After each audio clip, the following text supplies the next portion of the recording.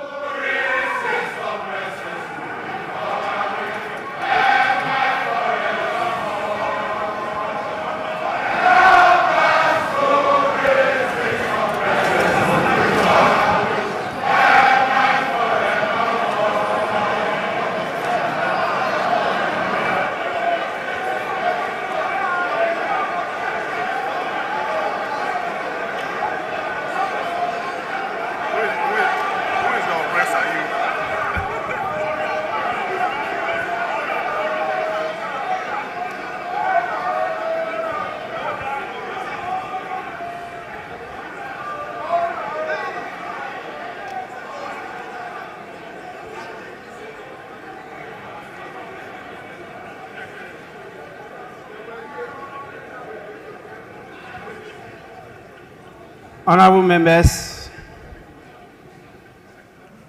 the House is extremely privileged to have the presence of His Excellency John Dramani Mahama,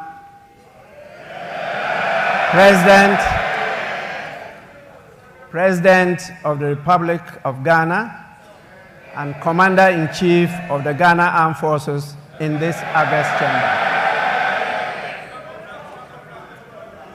His Excellency, the President is here in accordance with Article 67 of the Constitution of the Republic of Ghana to deliver a message on the state of the nation to this honorable House. On behalf of leadership and honorable members, it is my privilege and singular honor to welcome His Excellency, the President of the Republic, to this August House. Honorable members, before I invite His Excellency the President to deliver a message on the state of the nation, I shall recognize the presence in this chamber of the following distinguished personalities.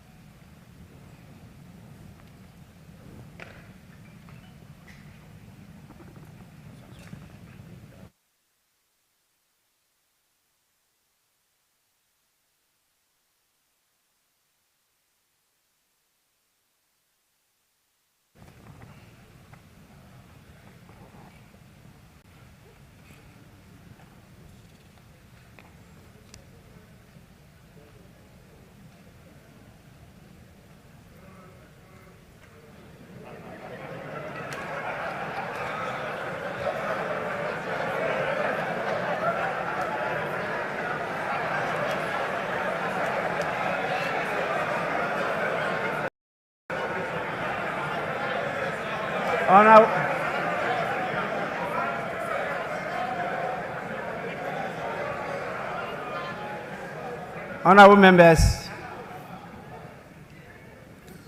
we have to prepare for all eventualities.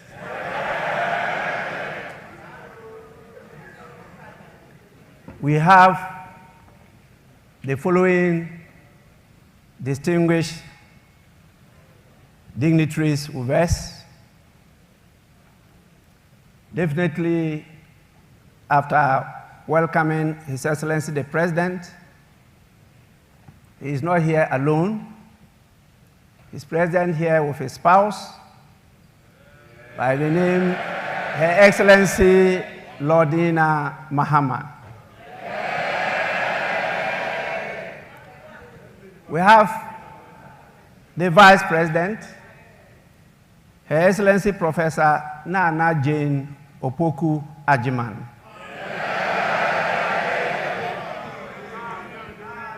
We have the Chief Justice, Her Ladyship Gertrude Tokonu.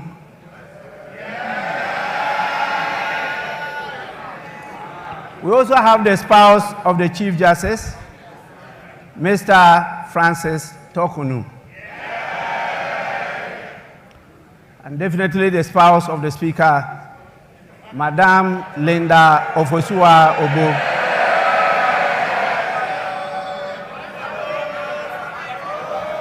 We have the Chief of Staff, Honorable Julius Debra.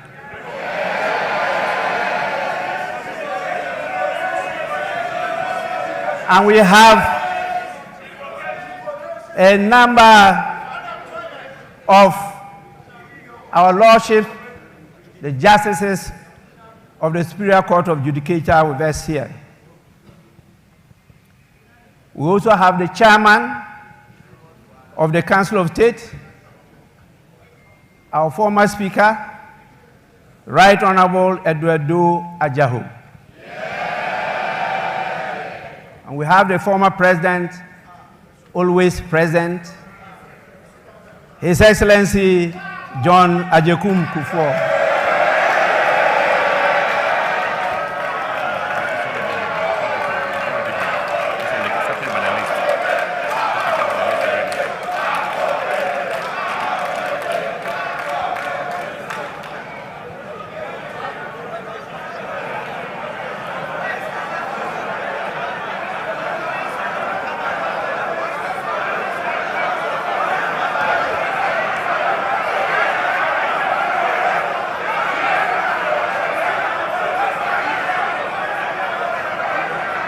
Honorable members, order, order, order.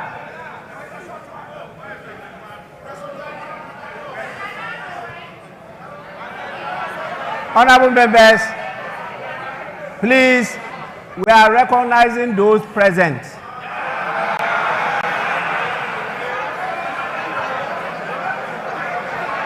Honorable members, we also have the former First Lady, the evergreen, ever-present, Her Excellency Nana Konadu Agyemang-Rawlings.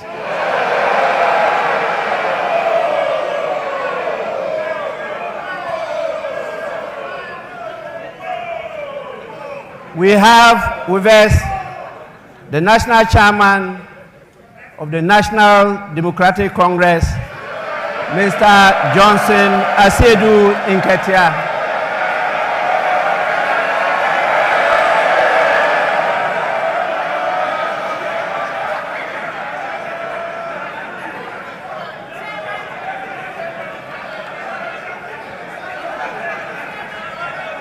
We also have the National Chairman of the New Patriotic Party, Mr. Stephen Ayensu Ntim.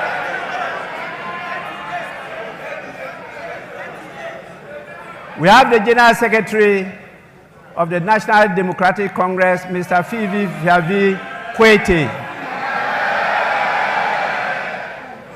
And we have the General Secretary of the New Patriotic Party, Mr. Justin Frimpong Kodia.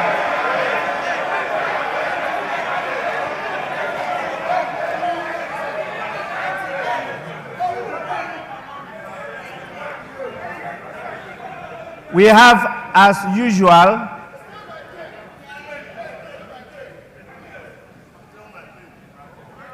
our Excellencies, the diplomatic corps of the various countries in Ghana. You can see, as usual, they have come in their numbers. We are extremely grateful for your presence. And we have the couples, the heads of the various security services with us. And we have our revered chiefs, queens, and queen mothers with us here. And the various heads of all the religious bodies we have in this country. We'll also have the former clerk to Parliament, Mr. Emmanuel Anyimedu, and the recently outgone former clerk to Parliament, Mr. Cyril Kwabena Oteng Insia. Honorable members, in the meantime, this is the list of the dignitaries that I have who are present here with us. May I now, on your behalf, and with the greatest pleasure, invite His Excellency the President to deliver his message. Your Excellency, you may do so now.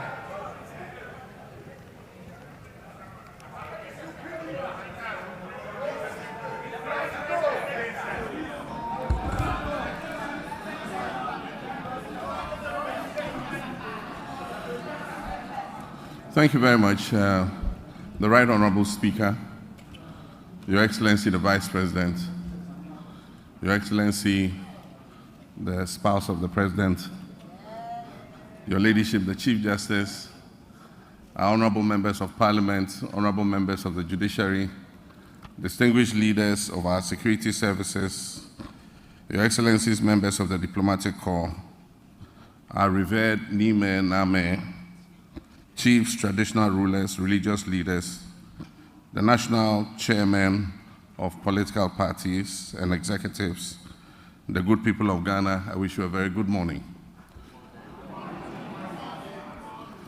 Mr. Speaker, Article 67 of the 1992 Constitution requires that the President address the people of Ghana in whom sovereignty resides on the state of the nation. About 30 years ago, in 1996, I took my first steps in public service when I was elected to this august House as the Member of Parliament for the Bole Bamboi constituency. For 12 memorable years, I forged many enduring friendships and alliances while working with colleagues from both sides of the House to shape Ghana's legislative agenda and advance the development of our beloved country, Ghana. It has also been nearly a decade since I said goodbye to this House after delivering what many, including myself, thought at the time would be my final address to Parliament. God Almighty, Providence, and the unpredictability of life have summoned me here once again.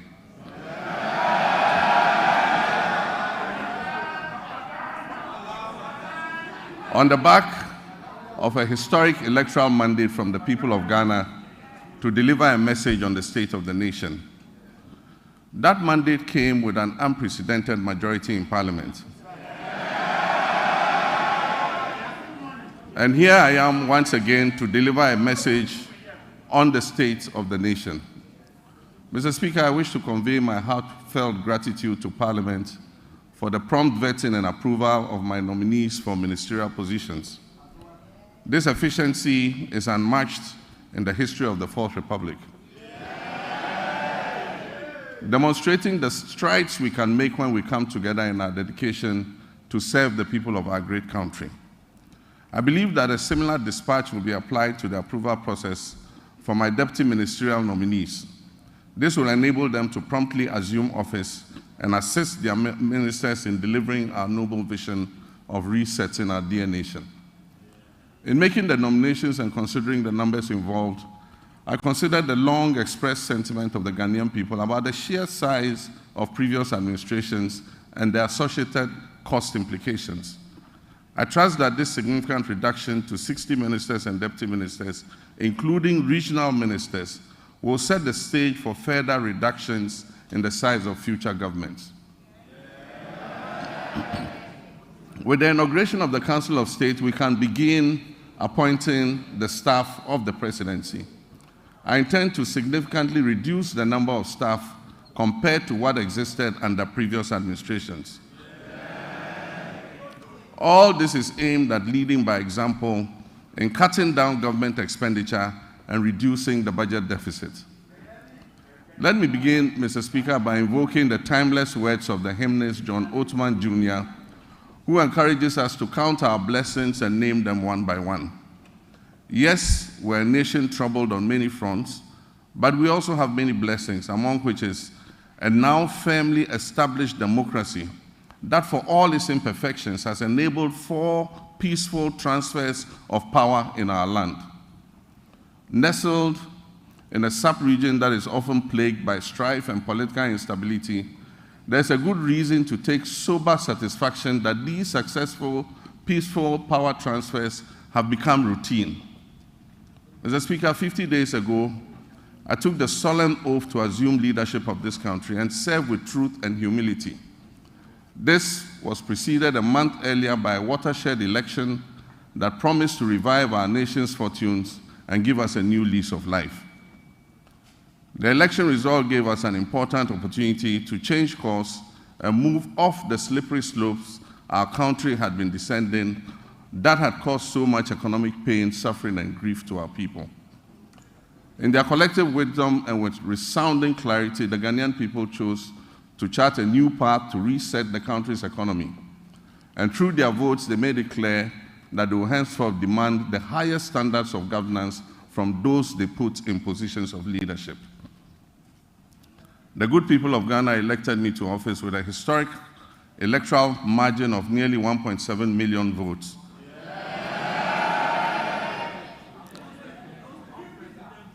Separating me from my next opponent, giving Ghanaians the first female vice president, Professor Nana Jane Opoku-Agyeman.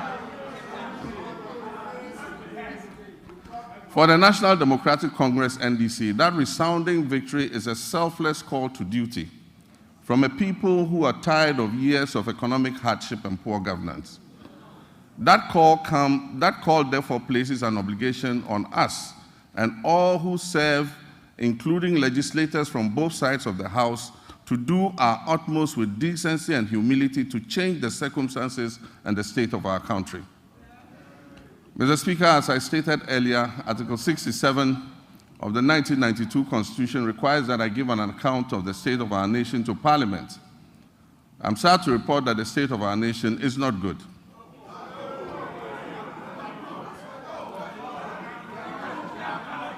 Our economy is in crisis, and our people are suffering unprecedented hardships. Mr. Speaker, we will host a national economic dialogue on March 3rd and 4th. On March 11th, the Minister of Finance, on my behalf, will present the budget estimates for the financial year 2025 to this August House. These 2 events will allow us to present the real state of Ghana's economic crisis to the people. Mr. Speaker, it is not my style to lament and shift blame when confronted with challenges.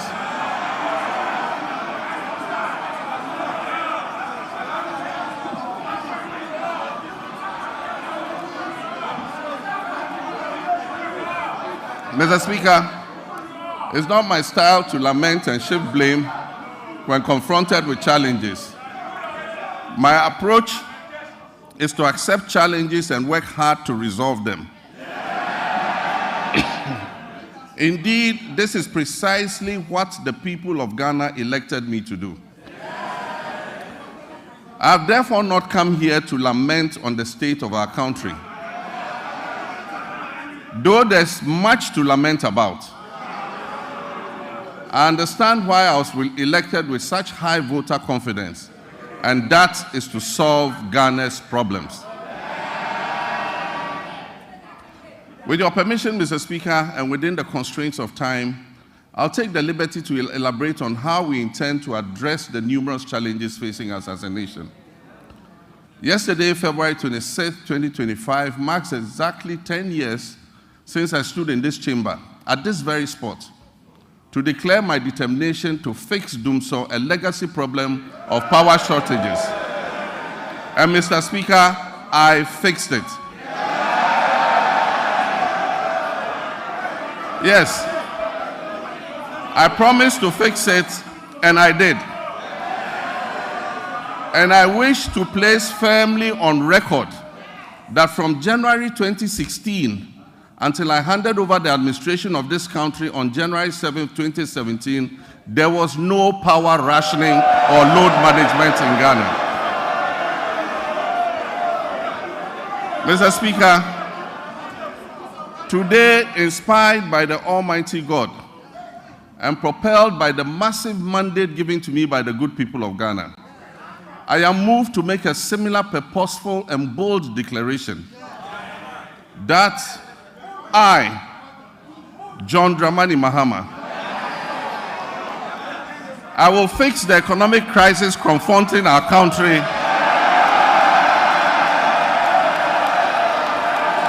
and reset it on a path of growth and prosperity.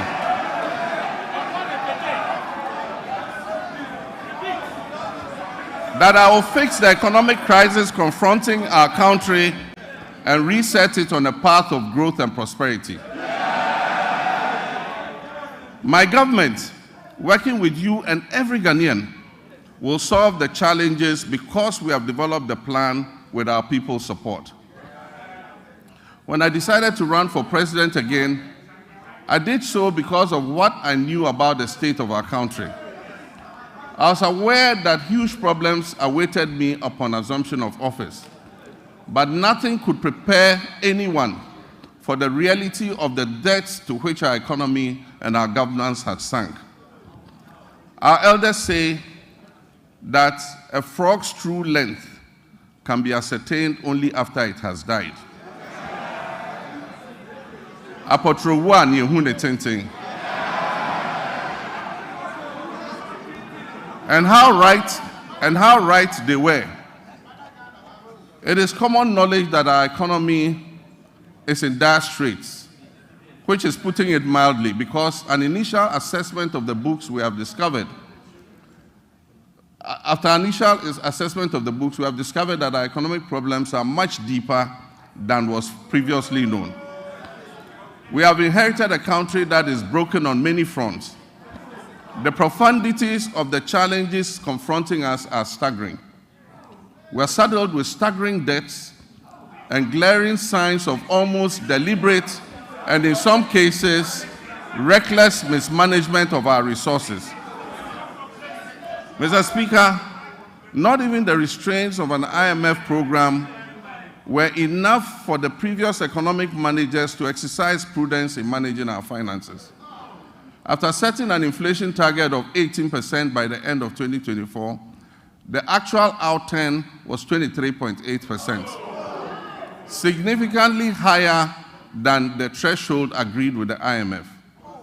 The Ghana cedi continued its downward slide, losing 19% of its value against the dollar in 2024. It had already in the previous year lost 27.8% of its value. In addition,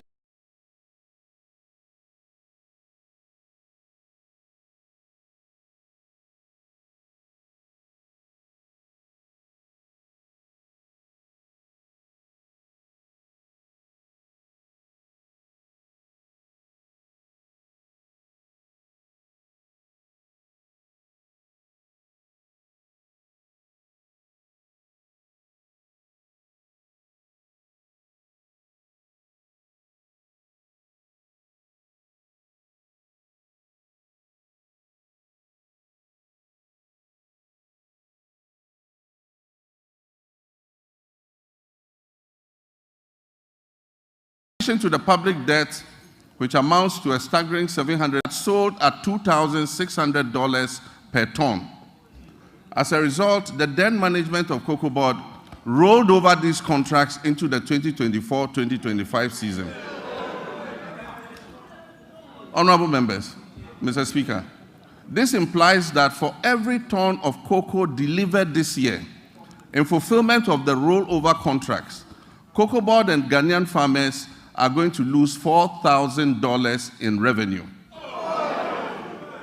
Mr. Speaker, as I address this Honorable House, Cocoa Board has supplied 210,000 tons out of the rolled over contract, resulting in a revenue loss of $840 million for both Cocoa Board and the Ghanaian farmer. Mr. Speaker, Cocoa Board and the Ghanaian farmer will lose another $495 million by the time the board finishes supplying the remaining rolled over contracts. Additionally, Cocoa Road commitments alone total 21.7 billion cedis, of which only 4.4 billion is included in the total debt of 32.5 billion. This debt has arisen mainly because of the decision in 2019 and 2020 to award road contracts worth over $1 billion because of the election. Mr. Speaker, the energy sector faces significant financial challenges, primarily due to collection and system losses, non-compliance with the cash waterfall mechanism, and legacy debts. The financing shortfall has risen considerably to approximately $2.2 billion, or 34 billion Ghana cedis for 2025. And urgent measures will be needed to reduce it to sustainable levels and ultimately eliminate it. The financial sector continues to struggle despite the reportedly spending of $29.9 billion on the financial sector cleanup exercise up to date. Scant reserves were also left for debt servicing, despite implementing what may be considered the most severe and distressing economic policy in the annals of the Fourth Republic, if not in the entirety of our nation's history. And I'm referring to the domestic debt exchange program. This is in stark contrast to our actions in 2017 before we left office, when we allocated $250 million to the sinking fund handed over to the incoming government to service debts, Ghana's debts. There have been claims that buffers were left for debt repayment, oncoming debt repayment this year. Mr. Speaker, honorable members, let me give you the statement of account for the debt service reserve account, which is also popularly referred to as the sinking fund. This fund shows a balance of only $64,000 in the dollar account, $64,000 in the dollar account, and 143 million Ghana cedis in the CD account. The repercussions of the accumulation of debt and economic mismanagement will require extensive work and sacrifice to repair. In the next 4 years, to put things in context for you, Mr. Speaker, in the next 4 years, our debt servicing will amount to 280 billion cedis. And this comprises of 150 billion for domestic debt and 130 billion in external debt servicing. Our catastrophic debt position has also severely impacted infrastructural projects that should have been completed. Currently, there are 55 stalled projects due to the default of debt and subsequent restructuring, with a total value of $2.95 billion not disbursed. The stalling of these projects is expected to result in a cost overrun of about 15 billion cedis. Mr. Speaker, notwithstanding this gloomy background, I remain committed to leading this government and taking every necessary step to reset our economy, getting things back on track, and working with the good people of our country to build the Ghana we want.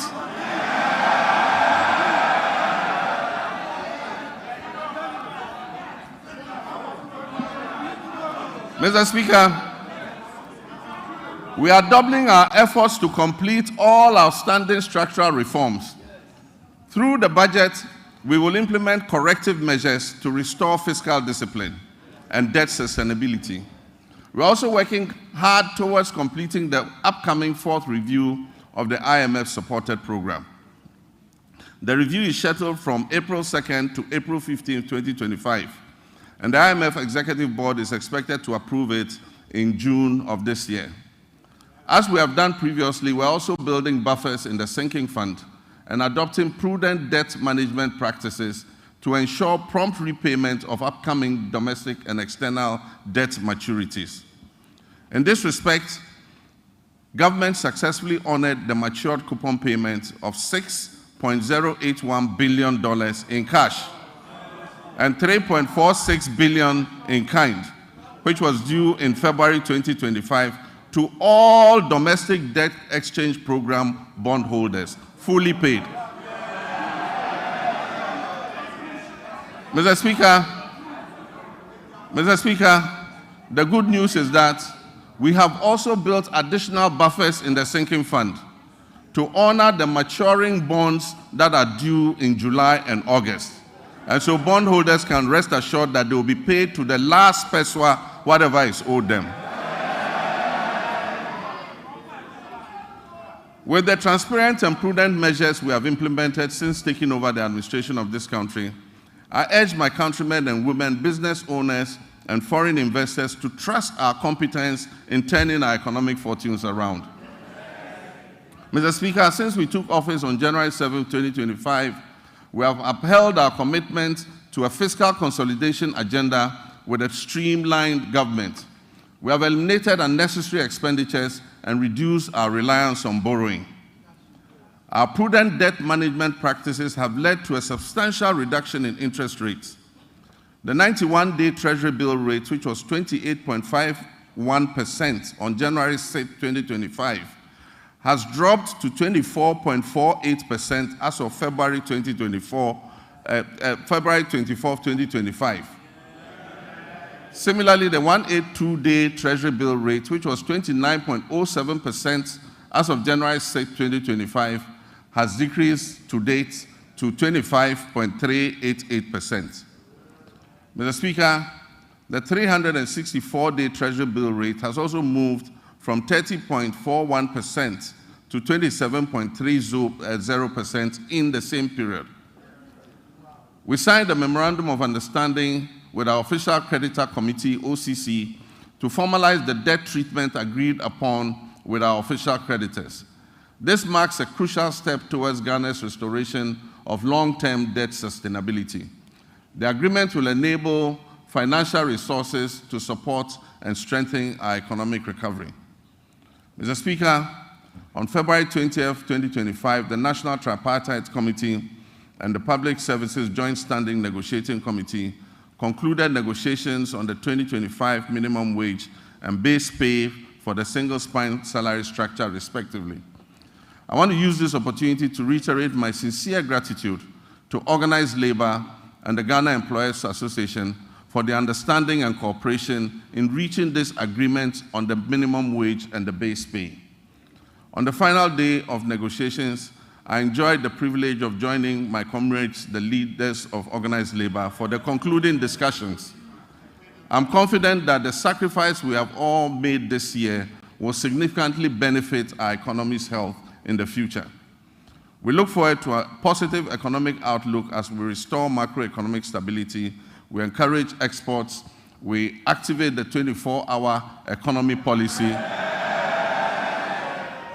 we implement the $10 billion Big Push policy for swift infrastructure development, we rationalize taxes and foster inclusive growth. The goal is prosperity for all, which must be shared and not the prerogative of a select few.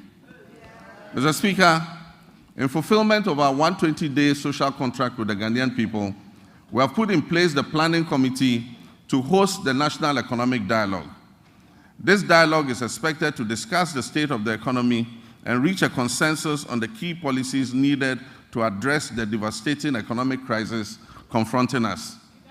It will support the development of a homegrown fiscal consolidation program, and it will highlight key structural reforms and policy priorities essential for resetting the economy and creating prosperity for all our people. I believe there's absolute wisdom in what our elders say, that two heads are better than one. Tikro and Kwejina. Consultation and consensus building have always proven to be better than unilateral decision-making. It is my hope, therefore, that our colleagues on the other side of the divide will display love of country and participate in this national dialogue, unlike the boycott of the Senchi Forum in 2014.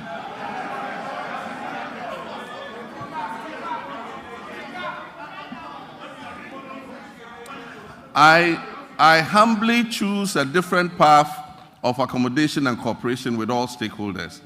We will continuously engage on important issues so that together, as a nation, we can reset our country and focus on sustainable development. Mr. Speaker, honorable members, together we shall build the Ghana we all want. Mr. Speaker, my administration inherited an energy sector on the brink of collapse. It was weighed down by unsustainable debt. This unfortunate situation has led to many independent power producers and fuel suppliers threatening to cease their operations. Mr. Speaker, listen to this. Despite collecting over 45 billion cedis in energy sector levies, ESLA, over the last 8 years, the outgone administration has left the Ghanaian people with an energy sector burdened with a staggering debt of 70 billion cedis as of December 2024. It is of deep concern that several state-owned enterprises in the energy sector are struggling to stay afloat, and unless urgent interventions are made, many of them will go under. Financial distress in the energy sector remains a significant obstacle to delivering consistent and affordable electricity to Ghanaians, and it poses an existential threat to our economy in general. Compounding these challenges, critical maintenance activities such as the scheduled pigging of the West African Gas Pipeline, WAPCO, were postponed from 2024 to 2025 without sufficient contingency measures for alternative fuel supply.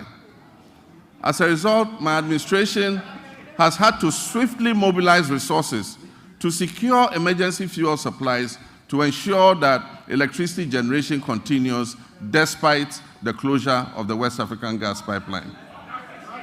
I've been informed that the pigging exercise will be completed in the first week of March, and once again, additional gas will flow from Nigeria. We are anticipating a marked improvement in the power situation once this begins. While the current state of our energy sector poses grave concerns, we must remain resolute in our commitment to restoring stability. I've directed the Minister for Energy and Green Transitions to implement far-reaching reforms, including enforcing a single revenue collection account, strictly adhering to the cash waterfall mechanism, and eliminating all wasteful expenditures by the state utility. Mr. Minister, Mr. President, Mr. Speaker, following my directive, Mr. Speaker, following my directive, the Minister has set up an advisory committee to guide the participation of the private sector in metering and billing in order to improve efficiency in revenue collection and also reduce the high commercial and technical losses that are threatening to drown the state-owned utility company. A pilot partnership between ECG and Enclave Power has proved highly successful and provides us with a workable framework. ECG provides bulk supply of power to Enclave Power Limited. This is an organization in Ghana. Enclave Power provides meters and bills to all companies operating in the free zones enclave, with 99% revenue collection and nearly 100% uptime in power supply. This is being done here in Ghana. We can use it to cover the rest of the nation to ensure that we get revenue compliance and be able to bring down tariffs for our people. Mr. Speaker, I'm still getting used to being president, that's why I said Mr. President. Mr. Speaker, reduction in commercial and technical losses will lead to affordable tariffs for everyone and will bring relief to all users of electric power. We also aim in the medium term to achieve 100% gas utilization for power production and to eliminate completely the use of crude oil and fossil fuels. This will save Ghana hundreds of millions of dollars spent on the importation of fuel oils for power production annually. With regards to renewable energy, this administration will soon operationalize a renewable energy and green transition fund to enhance efficiency and accelerate Ghana's transition to renewable energy. This initiative will drive investments in sustainable energy solutions, including solar street lights, rooftop solar installations, off-grid solar systems, electric vehicle charging stations, and rechargeable outboard motors. These measures will reduce dependence on the national grid and position Ghana as a leader in Africa's green energy transition. Mr. Speaker, Ghana's petroleum sector has witnessed a precipitous decline, with crude oil production sinking by more than 32%. This has resulted from the high opacity levels, a very hostile business climate, and excessive political interference in the sector, culminating in most of the major oil companies exiting and stalling all upstream activities. The decline in upstream activity is obvious to any person familiar with the twin cities of Sekondi and Takoradi. Just under a decade ago, these cities were the bustling epicenter of fabrication, logistics, service activity associated with the upstream oil and gas sector. Unfortunately, my recent visit reveals many shut down facilities and many businesses have packed and left the shores of our country. Hundreds of workers have been laid off and left unemployed. I wish to assure the good people of Sekondi Takoradi and indeed the whole Western region that we are going to breathe life back into your area.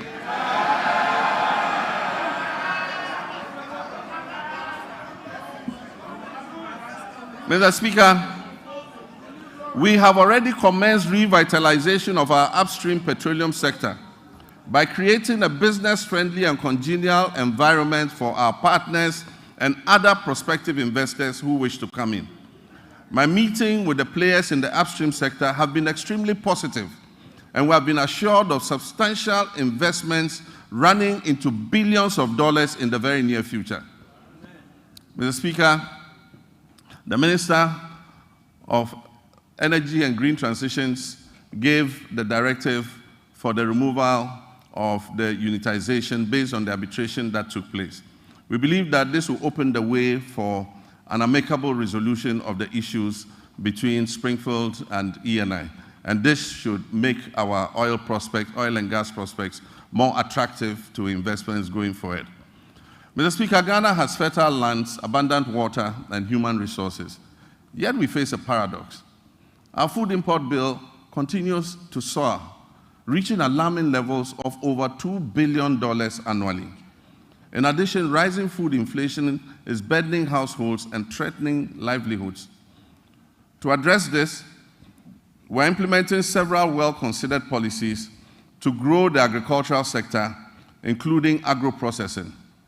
This will be backed by reliable power supply to meet our country's needs while advancing exports to earn foreign exchange and strengthen our economy.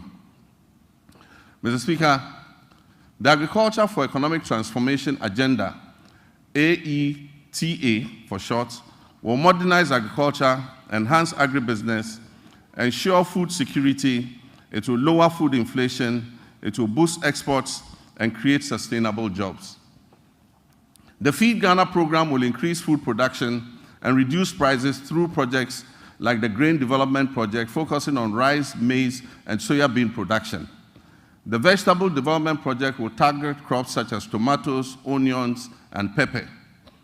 Our Poultry Farm to Table project will eliminate poultry imports and increase local production. Ghana imports 95% of its poultry needs, which costs over $300 million annually. To reverse this trend, government plans to revamp the poultry sector by investing in hatcheries, feed mills, processing, and distribution, working towards eliminating poultry imports. And this is a good one. The Nkukon Kitinkiti project.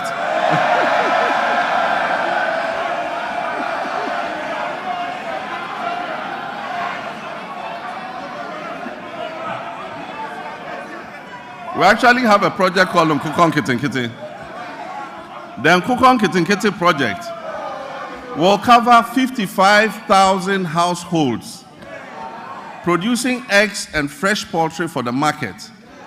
And it will help reduce our $300 million we spend on importing chicken annually. Mr. Speaker, to strengthen the connection between agriculture and industry, we will prioritize value addition, processing, and distribution. And this will position agriculture as profitable and appealing, making it more attractive to our young people. We will implement an Agri-Next program to facilitate access to land banks by young farmers, to connect graduates with opportunities in the agricultural value chain, and promote greenhouse agriculture among the youth. This initiative will benefit approximately 30,000 young people. Mr. Speaker, the Livestock Development Project will also address Ghana's reliance on imported meats by restocking breeding farms and increasing local livestock production, thereby creating jobs and boosting self-sufficiency. For years, access to mechanization, quality seeds, fertilizer, and extension services has been a major challenge to our farmers.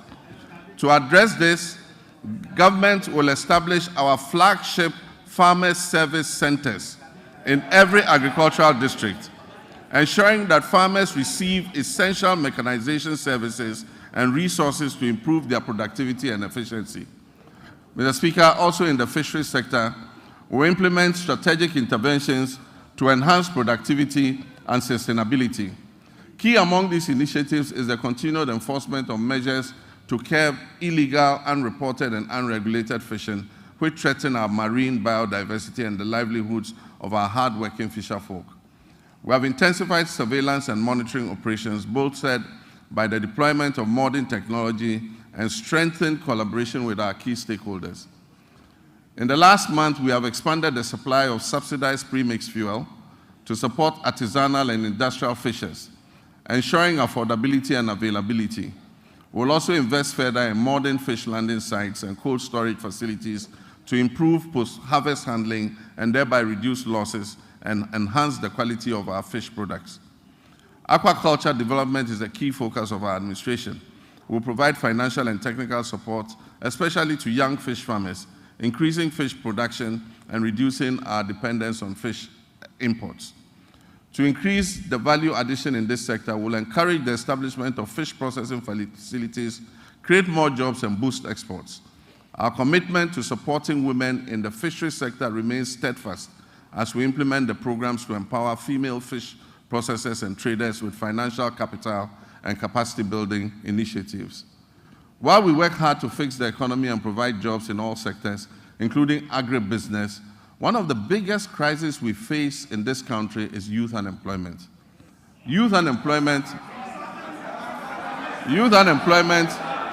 has led to despair and frustration. The latest estimates show that up to 2 million of our young people are unemployed. This poses a major security risk for our country and requires urgent attention.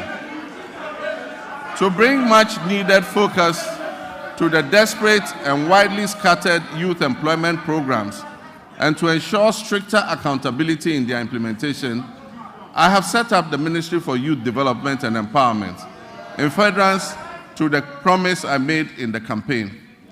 This ministry, that is the Ministry for Youth Development and Empowerment, is mandated to formulate, coordinate, and monitor policies and programs to promote youth development and empowerment in this country.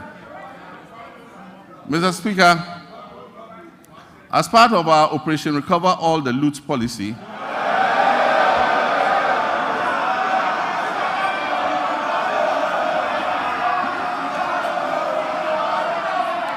Mr. Speaker, as part of our Operation Recover All the Loot policy, ORA, I've already tasked our investigative bodies to bring the culprits of the National Service ghost name scandal to justice. Such brazen theft of public funds must not go unpunished. It is estimated that the criminal addition of some more than 80,000 ghost names could have yielded the suspects over 50 million Ghana cedis every month. Unfortunately, some of these suspects are believed to have absconded from the country already. I have directed that they be declared wanted and their assets traced and frozen until investigations are completed. To achieve a legally robust regime to govern national service, I've also tasked the Minister for Youth Development and Empowerment to coordinate and present to Parliament a legislative instrument to support the implementation of the newly passed National Service Authority Act 2024. That's Act 1119. We will introduce short military training as part of our national service scheme. This will instill a sense of fitness and discipline into our youth. The administration of scholarships is another challenge. It has been fraught with a lot of challenges. The poor who genuinely need scholarships are unable to access them because the rich and wealthy always crowd them out. To fulfill our government's vision of promoting transparency, equity, and sustainability in the scholarship scheme, we shall streamline the award process to ensure that not only deserving youth benefit from the system, deserving youth benefit from the system. We shall introduce increased transparency, including publishing the list of beneficiaries every year.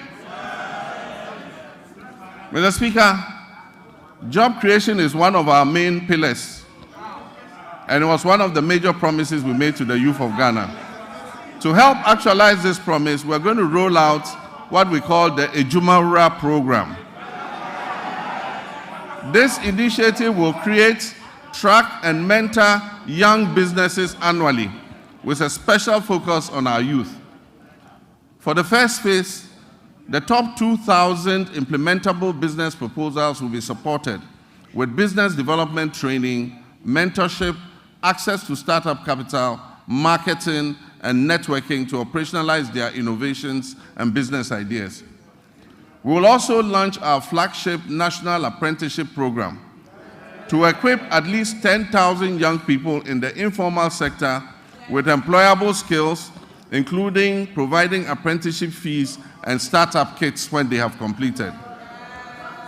The Youth Development and the Interior Ministries will facilitate the training of our young people in the Okada business. In areas such as road safety regulations and digital skills, as well as facilitating the acquisition of motorbikes. We will introduce electric motorcycles on a hire purchase scheme to eliminate the use of petrol and make their businesses more profitable. Mr. Speaker, Her Excellency the Vice President's Empowerment for Women and People with Disabilities program will also be launched this year. The program will target women and people with disabilities and other vulnerable groups to build their capacity and offer them access to finance to create their own jobs. Mr. Speaker, the Ministry of Communications, Digital Technology and Innovations will also focus on developing youth IT skills and fostering innovation. Under the 1 Million Coders program, young people receive training in coding, web app development, digital marketing, and other digital skills. This initiative aims to equip them with the necessary skills for employability in the digital ecosystem. We must provide meaningful and relevant education to prepare our youth for today's technology-driven job market. Despite various reforms, issues related to low-earning incomes persist within Ghana's educational system. I'm committed to ensuring that quality education remains a top priority. The system we have inherited is outdated in many ways and must be realigned to meet the needs of the 21st century and the fourth industrial revolution.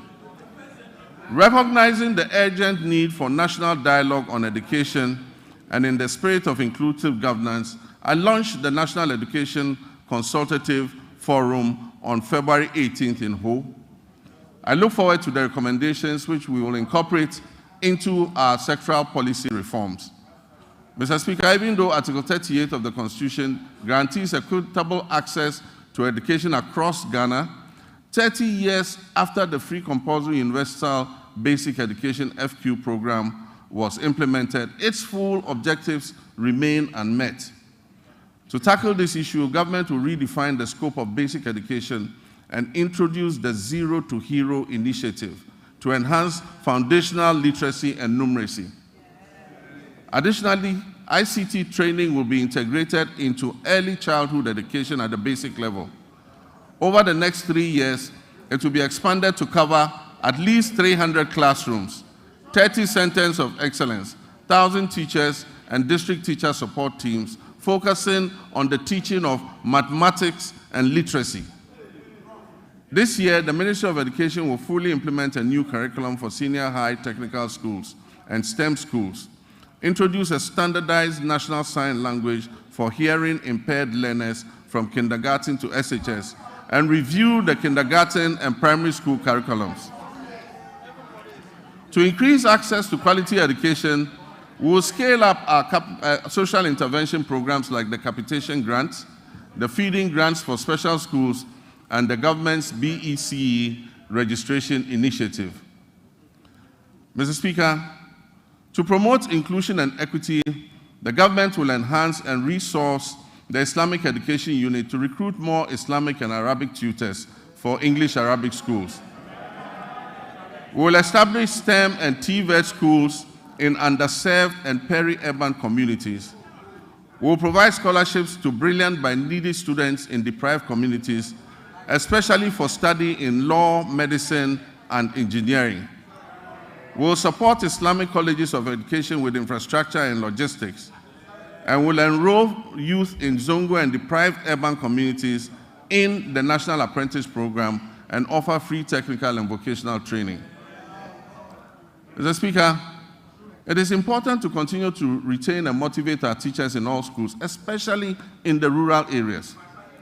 Government will begin plans for the implementation of the 20% allowance for teachers who agree to serve in rural schools. District assemblies are going to be involved in this scheme to ensure that the teachers are present and teaching in the schools that are selected. This scheme will reward such teachers for their sacrifices and ensure quality education nationwide, not only in urban centers. Mr. Speaker, as part of our Teacher Dabre initiative, the construction of teacher accommodation units to improve welfare and attract teachers to rural areas will commence this year. Mr. Speaker, no new school will be built in this country without teachers' accommodation. Mr. Speaker, honorable members, once again for emphasis and for the record, I, John Dramani Mahama, President of the Republic of Ghana, will not cancel the free SHS program.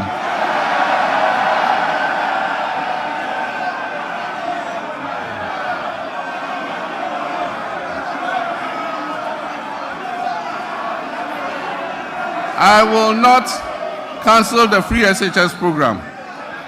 I am determined to make it better by improving its implementation.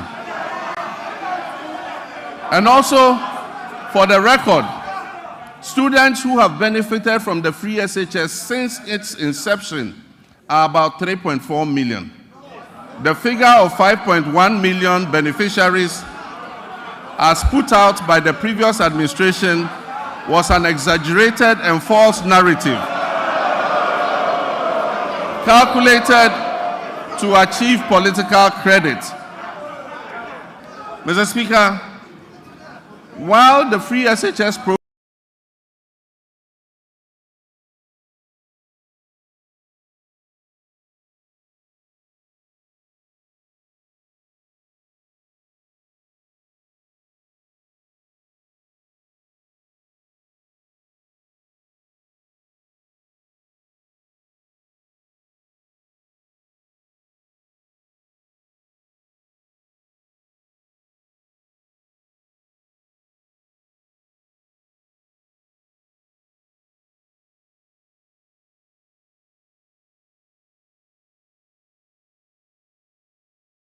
program has improved access. Mr.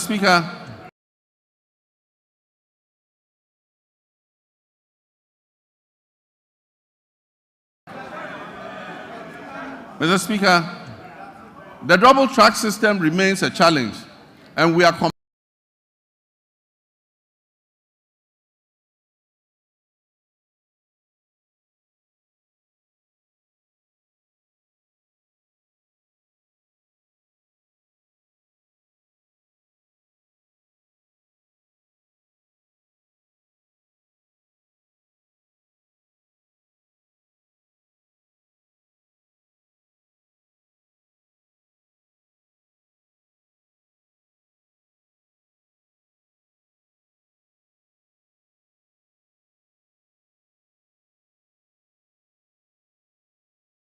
committed to as I address you.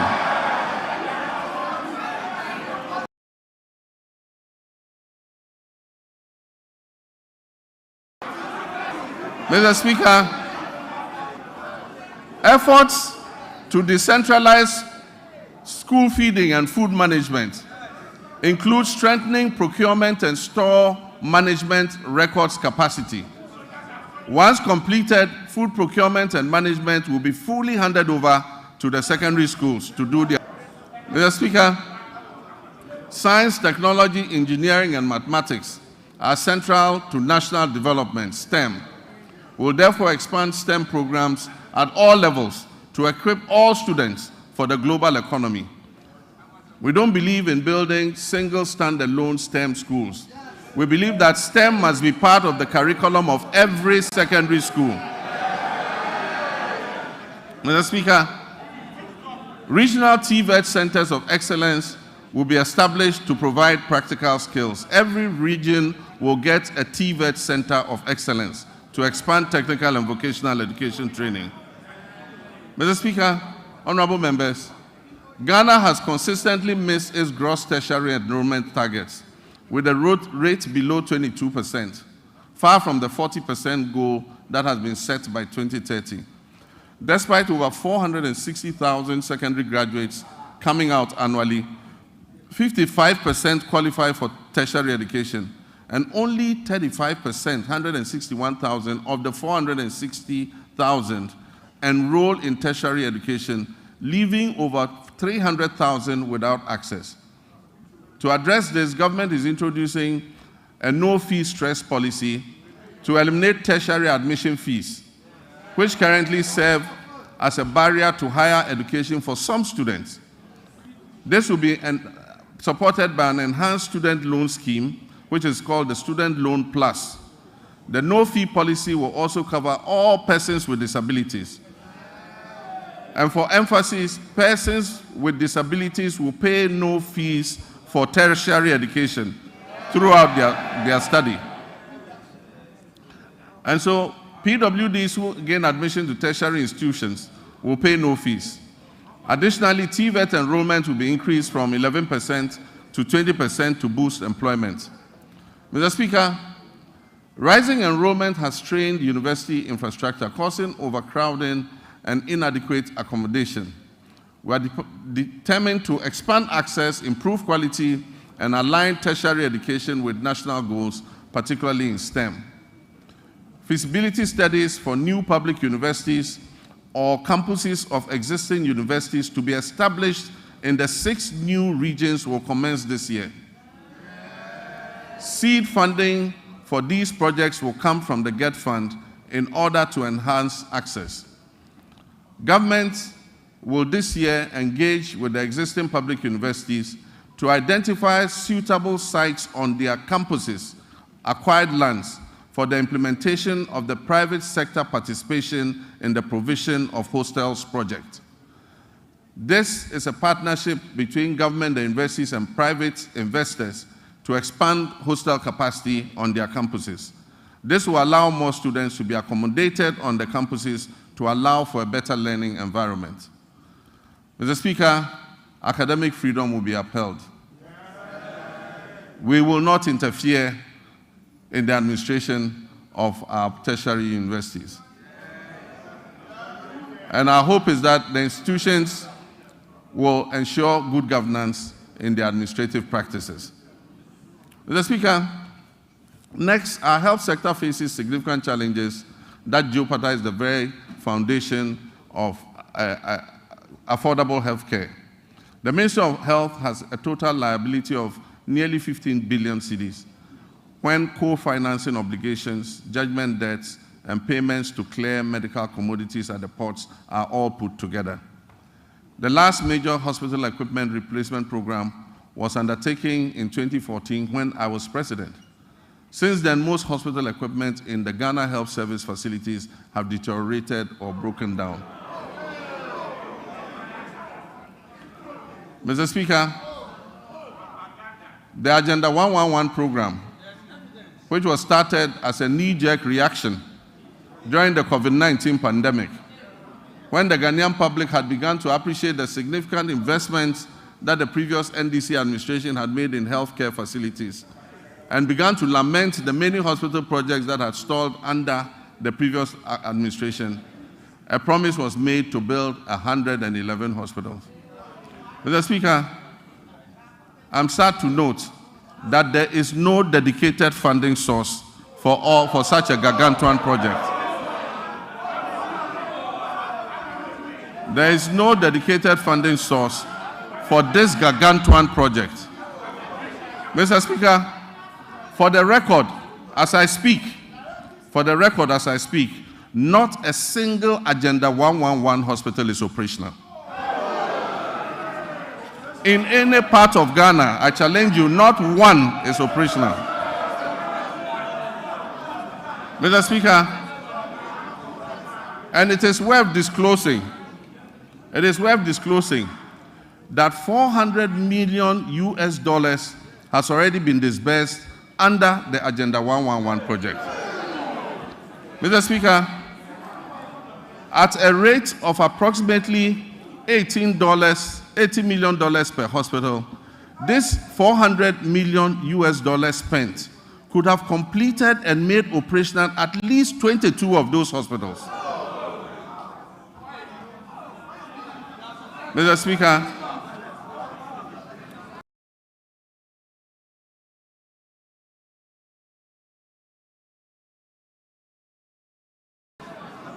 I believe that the money should have been focused on completing a number of hospitals and making them operational instead of spreading it over the current 111 hospitals. As I speak, some are at the foundation level and not a single one is operational. I have directed the Minister for Health to present us with a plan on the way forward for this program. And let me add that we are open to public-private partnerships and franchising to complete and operationalize these hospitals.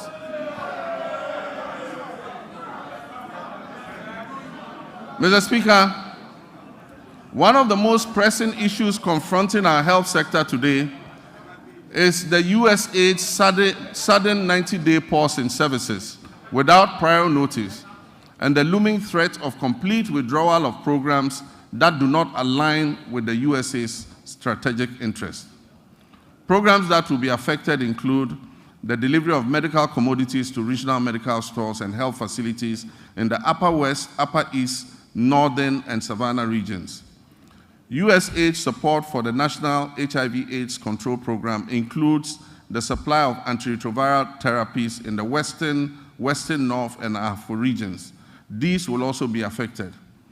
The withdrawal puts at risk approximately $78 million in earmarked funds for malaria, maternal and child health, nutrition, and HIV/AIDS. It also covers some programs being run at the Noguchi Memorial Institute in research. The impact will be challenging without urgent intervention.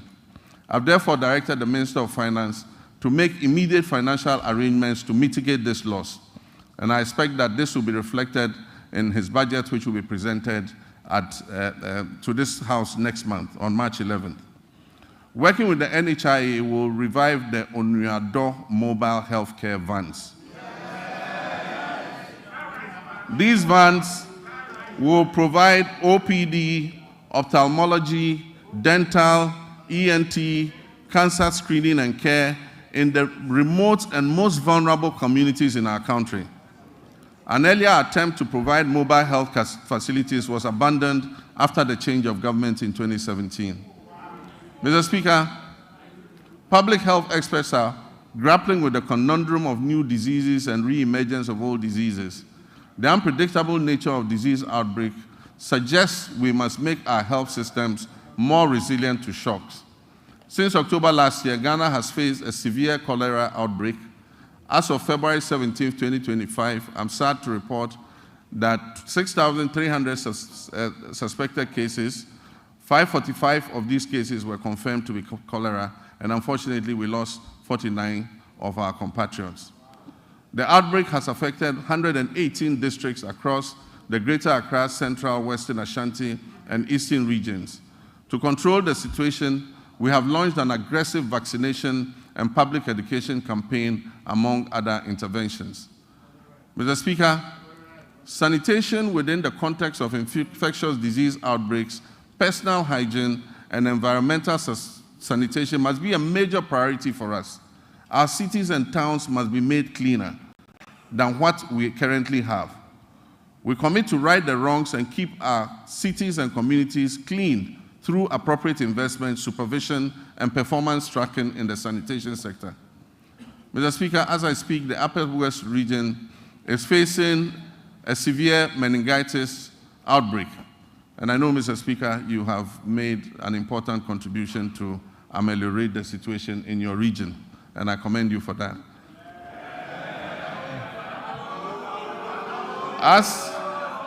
As of February 17, 2025, 135 suspected cases of meningitis were reported.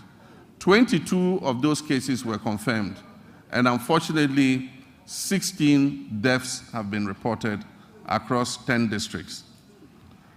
We've instituted free treatment for affected persons and deployed a strong national team of health experts to encourage early reporting to health facilities of suspected meningitis. Mr. Speaker, as outlined in the 2024 manifesto of the NDC, my administration is actively developing the framework for the rollout of the free primary health care program. When fully implemented, this initiative will mark a significant step towards Ghana achieving goal number 3.8, which is universal health coverage of the SDGs, by eliminating financial barriers to basic health care access. Also in line with our 120-day manifesto commitment, the composition of the technical committee is far advanced, with plans to establish the Ghana Medical Trust Fund, also known as Mahama Cares, in the coming weeks. Mr. Speaker, honorable members, this fund will be dedicated to financing the treatment of non-communicable diseases, which have seen a significant rise over the past decade. As part of this initiative, the government is committing to allocate financial resources towards this project in 2025, with further support to be mobilized from private sector partners to ensure the sustainability of the fund. Once operational, the Ghana Medical Trust Fund, otherwise known as Mahama Cares, will directly address the financial burden of patients who require dialysis treatment, cancer care, and other critical, non-communicable disease-related interventions. Together, the free primary health care, which will focus on early detection and prevention and treatment, and the Ghana Medical Trust Fund program, which will focus on relieving the financial burden of treating non-communicable diseases, will help to revolutionize Ghana's healthcare system by improving healthcare accessibility and outcomes and enhancing productivity and well-being across the country. Mr. Speaker, Ghana will become the pharmaceutical manufacturing hub of West Africa. And my previous record in government speaks for itself. When I injected funds into Ghanaian-owned pharmaceutical companies to expand their production capacities. Mr. Speaker, as this exciting phase unfolds under the 24-hour economy initiative, we must strengthen every aspect of our pharmaceutical industry. And this includes the Food and Drugs Authority and the Customs and Security agencies in order to avert the use of fake drugs and the importation of illicit drugs into our country. We await thorough and unbiased investigation into the alleged opioid pill importation into Ghana and other West African countries. The outcome will be shared, and I can assure you necessary action will be taken. Mr. Speaker, as a Social Democrat, I'm resolutely committed to eradicating all forms of discrimination in our society. Our vision is to foster fairness and cultivate an inclusive environment where everyone can engage fully and equally in social, economic, and political life. With my Vice President, the history-making Professor Nana Jane Opoku-Agyeman, we will engage with all stakeholders, including our development partners and civil society organizations, to prioritize gender equality, equity, and social justice. We will establish strong social protection mechanisms and enhance legal safeguards for women, girls, and other vulnerable groups. Our initiative would include enacting comprehensive laws and policies designed to dismantle harmful social norms, to enhance access to crucial resources and opportunities, particularly for young women, and reduce overall vulnerability within our society. Mr. Speaker, I'd like to take a moment to commend you and this House for your unwavering support and guidance, which were instrumental in passing the Affirmative Action Act of 2024, Act 1121, during the 8th Parliament of the 4th Republic. My government is dedicated to successfully implementing this act to ensure gender equity across the political, social, economic, educational, and cultural spheres. The Ministry of Gender, Children, and Social Protection is actively collaborating with relevant stakeholders to guarantee that this act is fully operational, including attaining the 30% target quota for women in political appointments. I'm pleased to report that women currently make up 23.21% of all appointments, and we are diligently working towards reaching the targets set forth in Act 1121. I'm, however, concerned about achieving gender balance, especially at the local government level. Very few women have mastered the courage to apply for the positions of metropolitan, municipal, and district chief executives. And unfortunately, the few who have courageously applied have been edged out on very flimsy and parochial grounds. It is my hope that the National Constitution Review Conference will clear a pathway for the election of DCEs. The Gender Ministry will then be obliged to encourage and support more women to apply and stand for these elective positions. In our pursuit of empowering women, Mr. Speaker, we'll establish the Women's Development Bank. This will be a specialized financial institution designed to support businesses owned and led by women through the provision of low-interest loans and tailored financial services offered under very flexible terms. Consultative processes are underway to ensure the successful launch of this bank. And as part of our 120-day social contract, the Minister for Finance is going to allocate initial funding for the Women's Development Bank in the upcoming budget that will be presented to this House. Mr. Speaker, we are also implementing measures to expand the Livelihood Empowerment Against Poverty program under our Big Leap initiative. As we work towards completing the Ghana National Household Data Census by this year, 2025, we'll reassess the status of LEAP beneficiary households to facilitate the enrollment of new beneficiaries. Mr. Speaker, we are committed to enhancing the legal framework surrounding disability rights by passing the Persons with Disability Amendment Bill. Additionally, we will introduce a legislative instrument to strengthen further the provisions of the Persons with Disability Act, Act 715 of 2006. We reiterate our commitment to ensuring that individuals with disability have access to free tertiary education and equal opportunities to pursue their academic and professional ambitions. Mr. Speaker, the government intends to ensure the implementation of legislation that enjoins public and private employers to reserve 5% of their employment for persons with disabilities.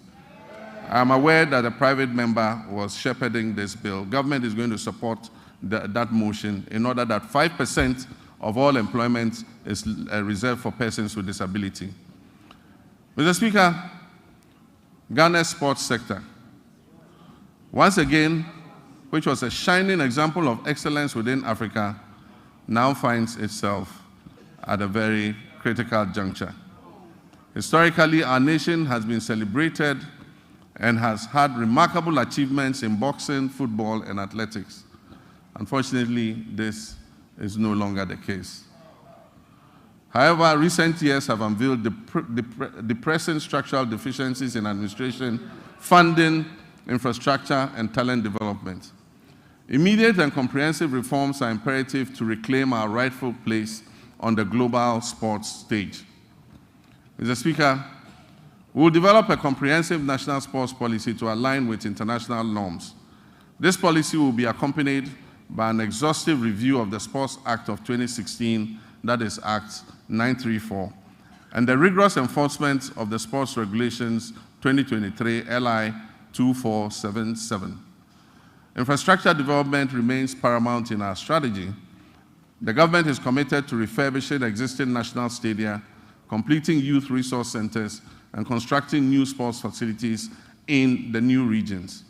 We'll also prioritize community recreational facilities to foster greater participation in sports at the grassroots level.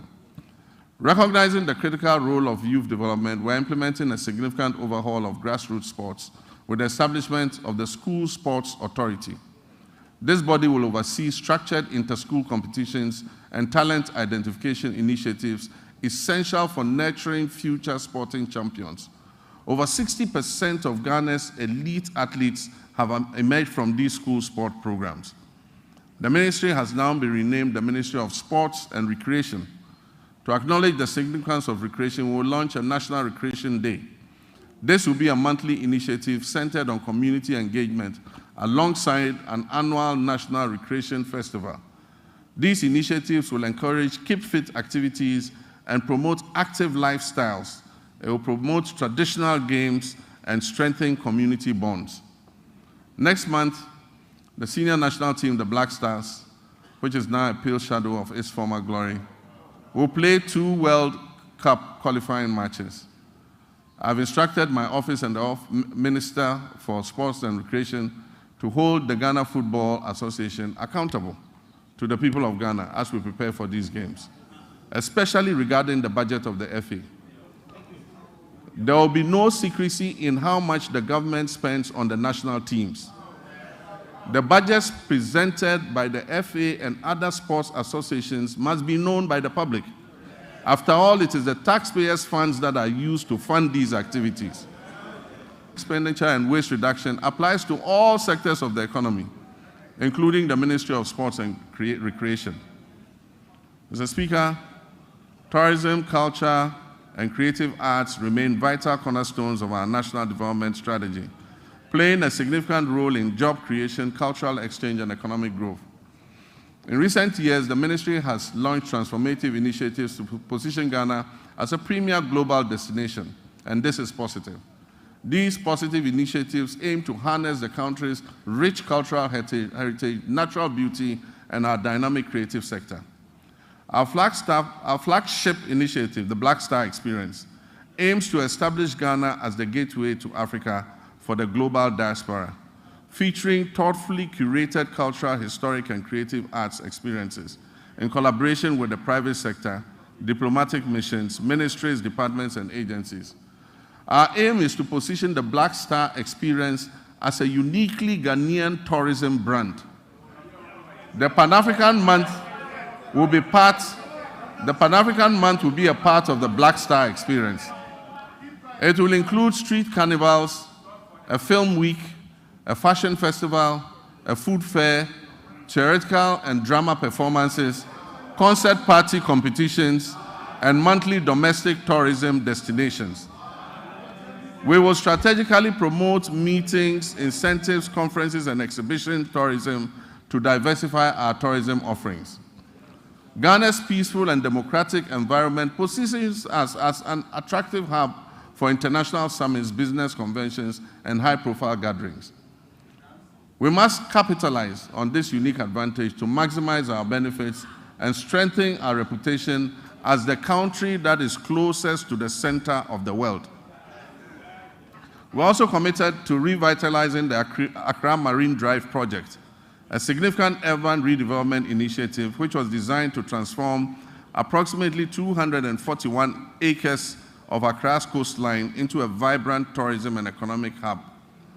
Although the cabinet approval for this vital project was achieved during my presidency in 2016, progress has stalled.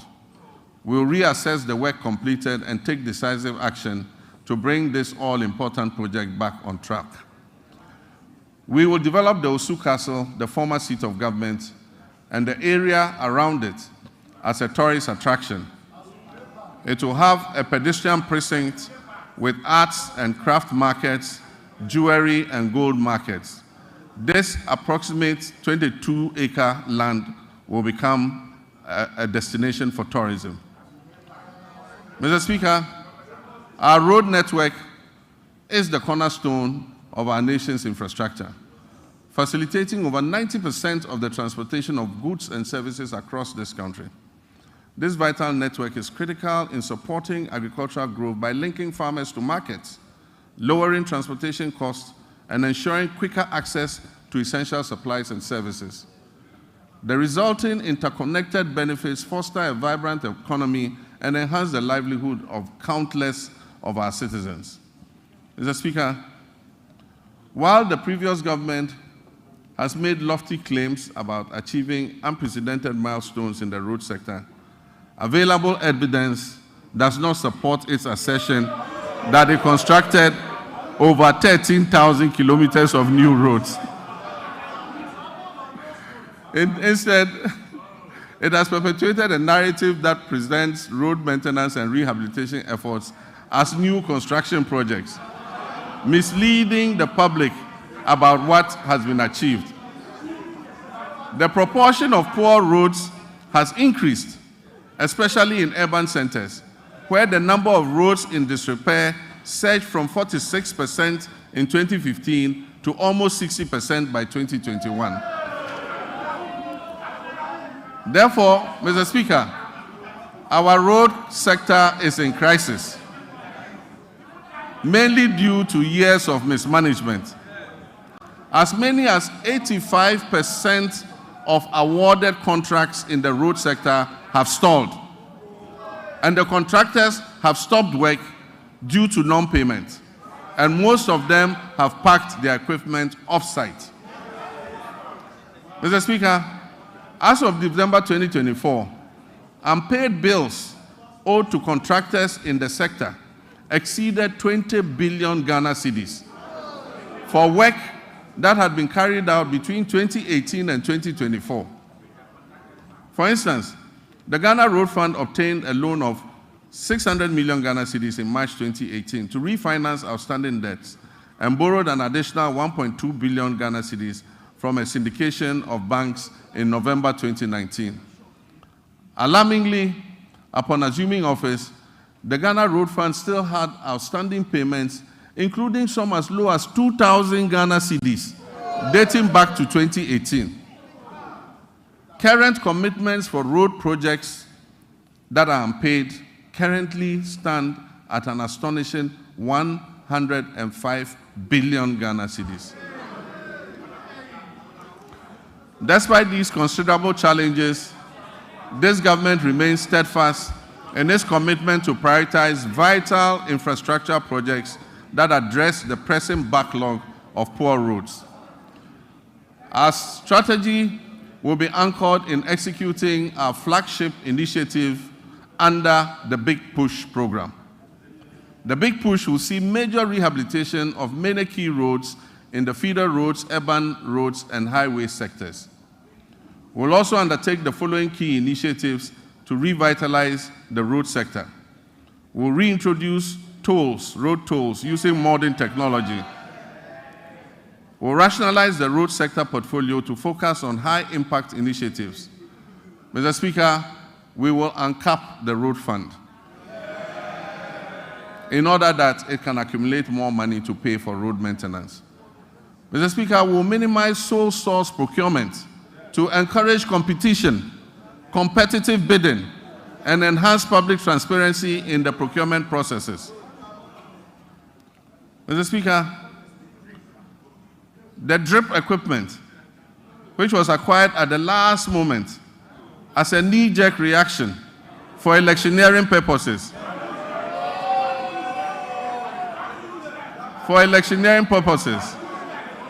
will be reorganized into regional mobile maintenance units to provide emergency road works in the regions.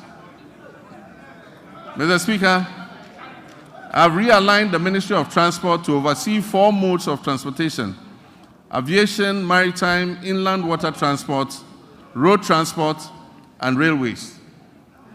The government will commission a feasibility study to develop coastal water transport services. This initiative aims to promote alternative modes of transport and ensure their integration into our existing systems under the National Transport Policy. It also aims to enhance tourism, reduce road traffic, and mitigate environmental pollution. Motorcycles and tricycles, commonly known as Okada, hold significant potential as a more convenient, timely, safe, and cost-effective mode of transport.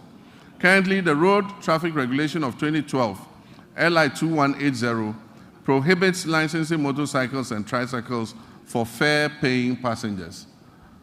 As part of our government policy, the Ministry will amend the regulatory framework to regularize the use of motorcycles and tricycles for commercial passenger transport. In our ongoing effort to revitalize the whole airport, the government will facilitate the establishment of the state-of-the-art pilot training academy and a maintenance, repair, and overhaul facility.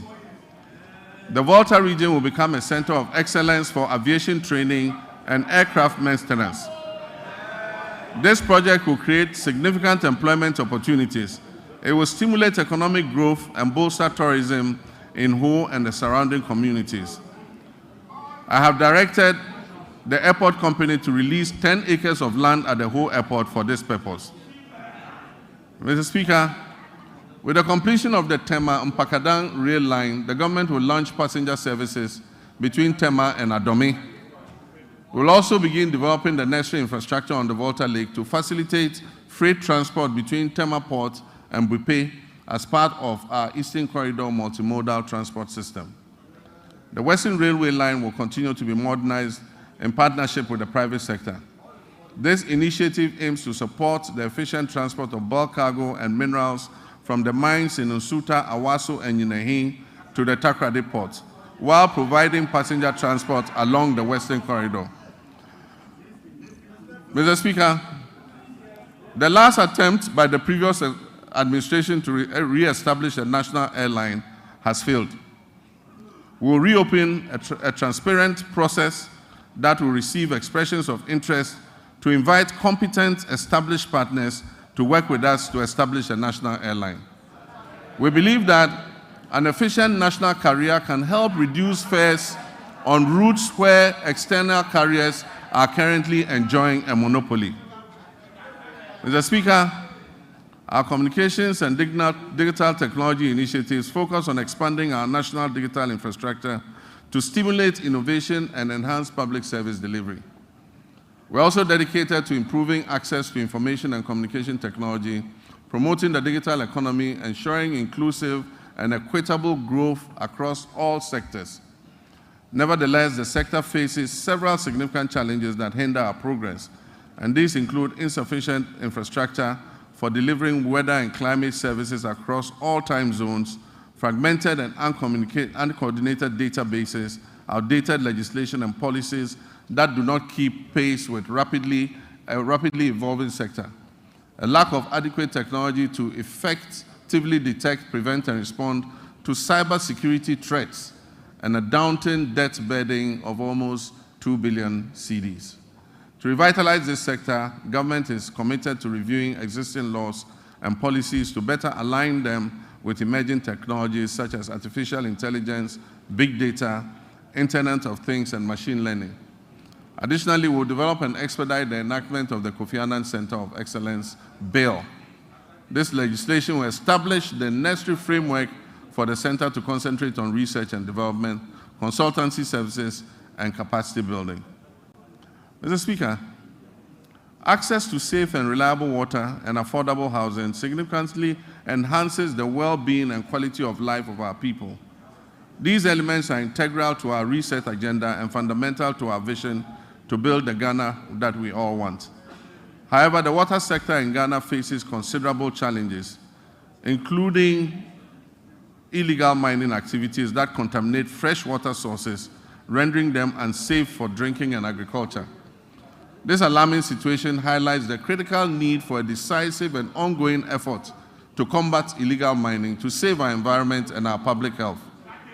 Government will prioritize completing new and ongoing water projects to improve access to safe drinking water. This commitment should be good news for the people in the Keta, Adaklu, Wenchi, Sekendi Takrade, Asankragwa, Sehwiwioso, Dodoaso, Kweman, Damfa, Goso, Dwabeng, Aveime, and Edubamso. We'll also tackle critical water projects in Damango, Tamale, Yendi, Sunyani, Techiman, and Takwa to ensure broader access to potable water nationwide. Mr. Speaker, Ghana has a coastline that stretches approximately 550 kilometers. 2/3 of this coastline is threatened by tidal wave erosion, which impacts nearly 30% of Ghana's population. Rising sea levels have exacerbated vulnerabilities in coastal areas, leading to flooding, habitat loss, and community displacement. Consequently, coastal protection has emerged as a critical national priority. And so for the communities that are threatened by flood currently, we're going to prioritize building sea defense to be able to protect you.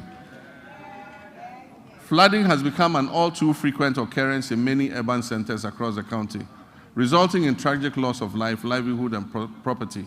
This scenario underscores the urgent need for sustainable solutions to address these pressing challenges. Many of our drainage systems are inadequate. They are worsened by careless waterway construction and obstruction, and the relentless encroachment on wetlands and floodplains. To tackle these issues, we have to explore alternative sources of funding to support essential drainage works, desilting, flood control, and coastal protection. Mr. Speaker, the quality of life of any nation relies significantly on a well-regulated and efficient housing market that guarantees access to decent homes. Our housing deficit is estimated at over 1.2 million units, and this has been the situation for many decades. High costs associated with land acquisition, construction material, and access to financing have made home ownership unattainable for many, primarily affecting vulnerable populations and contributing to the rise of slums. This government is steadfast in its commitment to complete all ongoing housing initiatives, beginning with the Saglemi Affordable Housing Project. We'll also implement a low-cost social housing project supported by a district housing scheme. This project aims to remove the financial barriers to home ownership. Workers in the formal sector, public or private, who have about 15 to 20 years before retirement, can purchase and own a house in cedis and have the cost deducted monthly from their salaries until the house is fully paid up. Mr. Speaker, illegal mining, commonly known as Galamsey, has inflicted tremendous harm on our forests, leading to significant land degradation and pollution of vital water sources. This reckless activity threatens Ghana's environment and public health. Mr. Speaker, I'm sad to report that presently 44 of the country's 288 forest reserves have been impacted. An area that is alarmingly equivalent to approximately 8,000 football fields has been completely destroyed. Mr. Speaker, the pollution levels in major rivers within the Southwestern Basin are critically high, with turbidity levels far exceeding possible units. To combat this urgent crisis, we're implementing a proactive approach that includes robust and impartial law enforcement, meaningful stakeholder engagement, and the creation of alternative livelihoods for our citizens involved in Galamsey. We're expanding the Minerals Commission regional offices to strengthen their regulatory oversight. We will establish a framework that categorizes mining activities into small, medium, and large scale, each with its tailored regulations. Mr. Speaker, we will establish a gold board, and we're in the process of doing it. Legislation will come to this House shortly. This gold board will ensure effective governance of the gold industry. At the same time, we wish to take advantage of Ghana's salt production capacity to place it as a central export commodity under the African Continental Free Trade Area. We will also seize opportunities presented by the global shift towards net zero emissions to craft policies related to critical minerals such as lithium.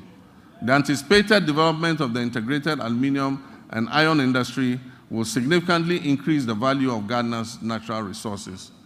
In our commitment to restoring degraded forests, we will launch the Tree for Life restoration policy and the Blue Water Initiative, which will transform mined-out areas into ecological recovery zones.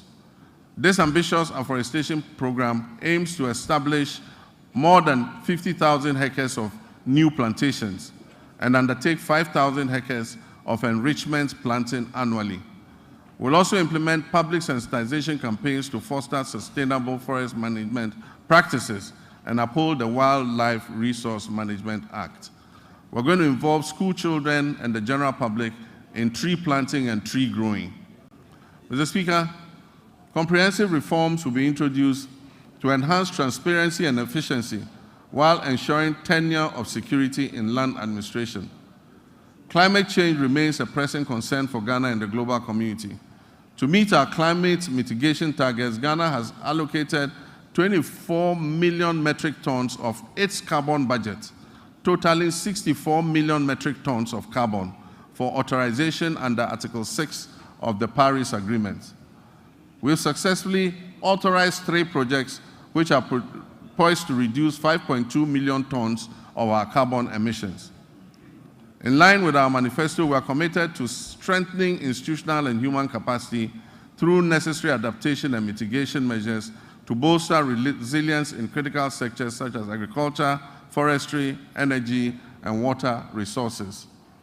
We also pledge to align our national policies with international efforts to limit global warming to 1.5 degrees centigrade by 2050 and promote a fair and just transition to renewable energy sources. Mr. Speaker, we stand on the cusp of making history, the history of a country that prioritizes transparency and accountability as key elements of governance. During my campaign for president, I pledged, as captured by the NDC's 2024 manifesto, to take a strong stance against corruption. Mr. Speaker, we must end state capture. Mr. Speaker, we must end the purchase of state and public assets, such as land and other immovable assets, by members of the political class. Mr. Speaker, I pledge to fight corruption head-on by implementing Operation Recover All the Loot, ORAL. In that regard, Mr. Speaker, one of the first committees I established, even before my investiture as president, was to establish the ORAL Committee on the sidelines of our transition. It is instructive to announce that the committee received over 2,000 complaints from the public and has since handed over a comprehensive report. This report has been given to the Attorney General for further review, thorough investigation, and eventual prosecutions. Mr. Speaker, the recent arrest related to the unwarranted payment of $2 million of Ghanaian taxpayers' money in the SkyTrain saga, and then also the National Service Ghost Name scandal, mark only the beginning of a comprehensive response based on the ORAL Committee's findings. Mr. Speaker, let me state that my commitment to fighting corruption will continue with the establishment of a unit at the presidency and the maintenance of the hotline, where complaints and reports regarding graft and corruption will continue to be received and transferred to the Office of the Attorney General. Mr. Speaker, we will shortly submit for consideration a bill to regulate and restrict the sale of disposal of public lands and state assets. Mr. Speaker, as soon as the 2025 budget is approved, government will immediately take steps to reform the existing anti-corruption agencies by increasing funding and improving transparency and accountability. Mr. Speaker, Ghanaians voted largely and overwhelmingly and endorsed the NDC because we demonstrated a strong commitment and abhorrence for corruption. We pledged to fight corruption and implement far-reaching reforms that will eventually achieve a sustainable zero-tolerance policy against corruption. Mr. Speaker, the justice and legal sectors play pivotal roles in ensuring accountability and fostering the fair, equitable treatment of all our citizens by the state and its agencies. Delays and uncertainties have plagued justice delivery in Ghana, leading many Ghanaians to perceive a politicization of the judicial process. The public trust in the judiciary's independence is alarmingly low. We must work together to restore confidence in the judiciary. My government will uphold the judiciary's independence and work with the Judicial Council and services to depoliticize justice delivery and collaborate closely with the Chief Justice to combat corruption effectively. Mr. Speaker, in line with our manifesto promise to reform and expand legal education, we have developed a legal education reform bill ready to be presented to Cabinet for approval and laying before this August House Parliament. Mr. Speaker, on January 30th, 2025, I inaugurated the Constitution Review Committee to undertake a comprehensive review of our fundamental law and ensure that it reflects the hopes and aspirations of our citizens. The committee is composed of distinguished scholars, jurists, and professionals who have made significant contributions to our nation in both the public and private sectors. They will engage Ghanaians and consult with the relevant stakeholders and experts over the next 6 months. Their findings will ultimately be presented to the public for approval, followed by submission to Parliament for enactment into law, and referendums will be held where necessary. Mr. Speaker, I'm pleased to report that Ghana's internal security remains stable, despite developments primarily rooted in chieftaincy disputes. We firmly believe that even amidst conflict, it is essential for our citizens to coexist peacefully and seek amicable resolution to these disputes. We will initiate comprehensive reform across all security agencies to strengthen our national safety and security. One area that has garnered significant public scrutiny is the recruitment process within our security forces. Accusations of politicization, favoritism, protocol, and selectivity have been prevalent. Let me assure you that we are committed to changing that narrative and fostering a more transparent and equitable recruitment policy so that all our young people who wish to serve in these services have an opportunity to do so. We are dedicated to enhancing the capabilities of the Ghana Police Service, the Prison Service, the Ghana National Fire Service, the Immigration Service, and the Narcotics Control Commission, the Customs Division of the Ghana Revenue Authority, and all investigative bodies operating under the Ministry of Interior. By motivating and re-equipping these agencies, we aim to effectively maintain internal peace and security. Mr. Speaker, I want to reaffirm this government's unwavering commitment to prioritizing the welfare and well-being of our brave men and women in uniform who sacrifice daily to uphold law and order and secure our nation's peace. We will invest in adequate equipment and suitable accommodation for our security personnel. As Commander-in-Chief of the Armed Forces, I want to emphasize our determination to strengthen our democracies. This is particularly true given the troubled proliferation of military-grade weapons that have fallen into unauthorized hands. These weapons pose a significant threat to our national security and our constitutional democracy.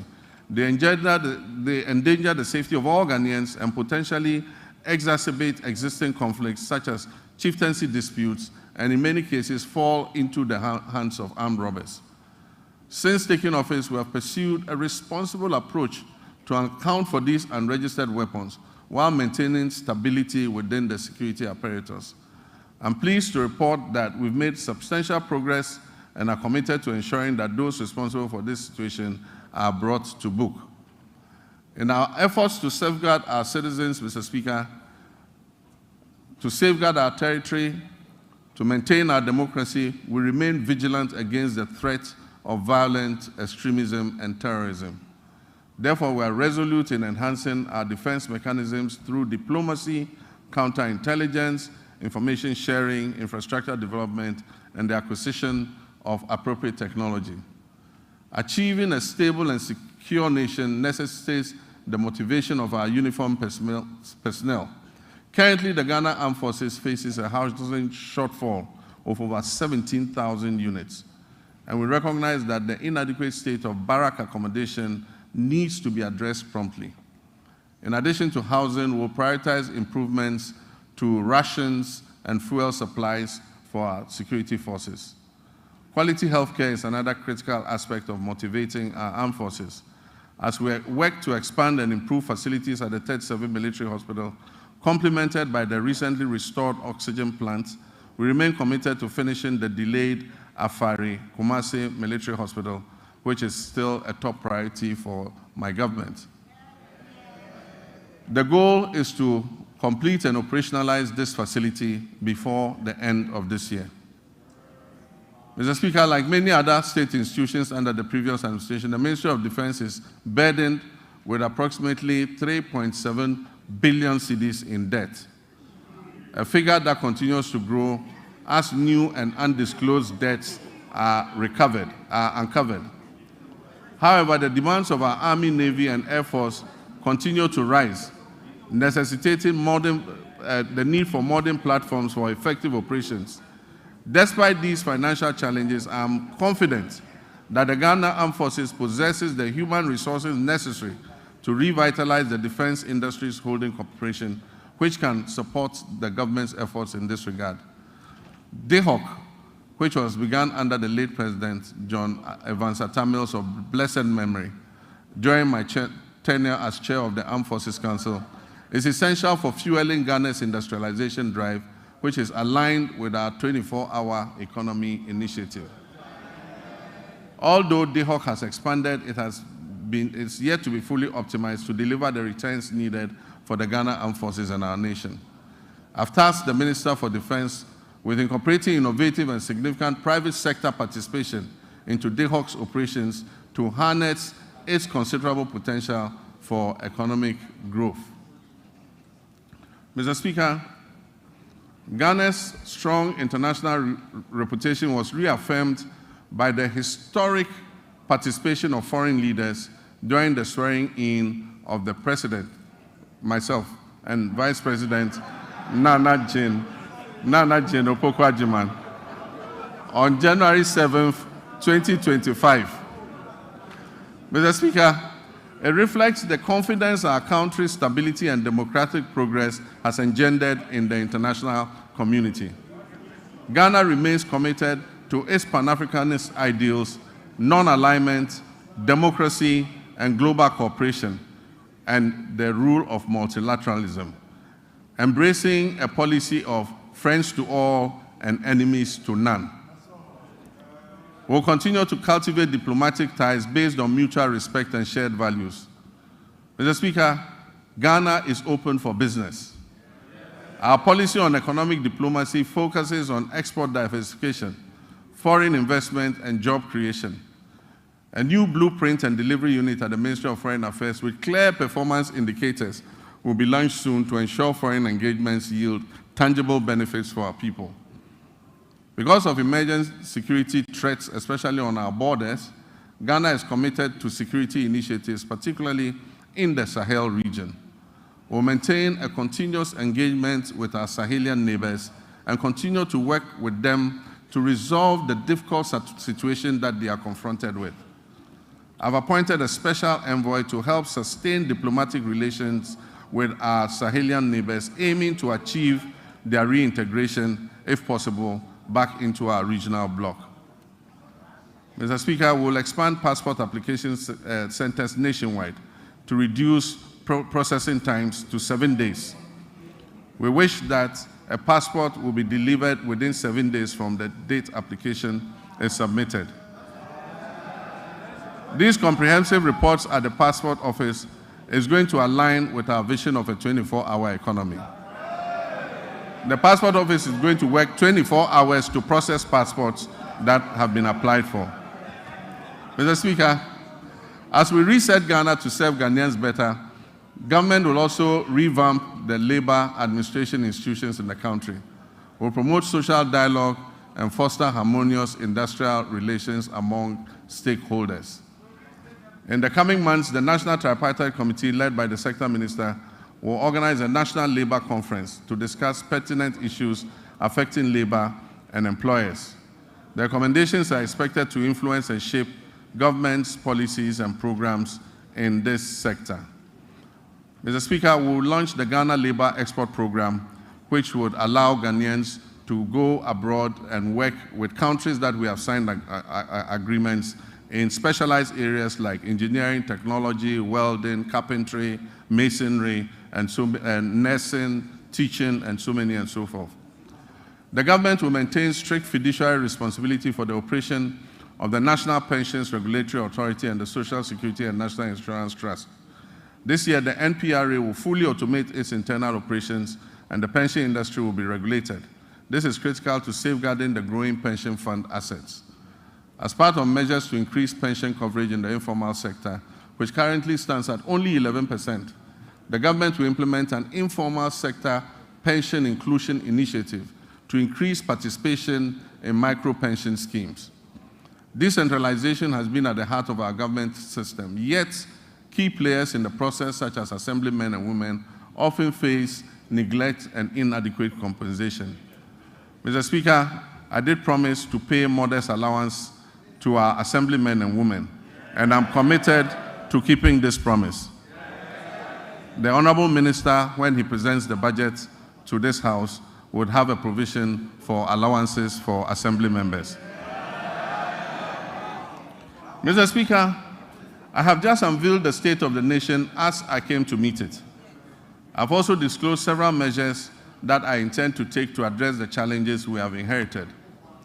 Nonetheless, no matter how well-intentioned our efforts to reset our economy are, they will not yield the desired outcome without the support of the people of Ghana.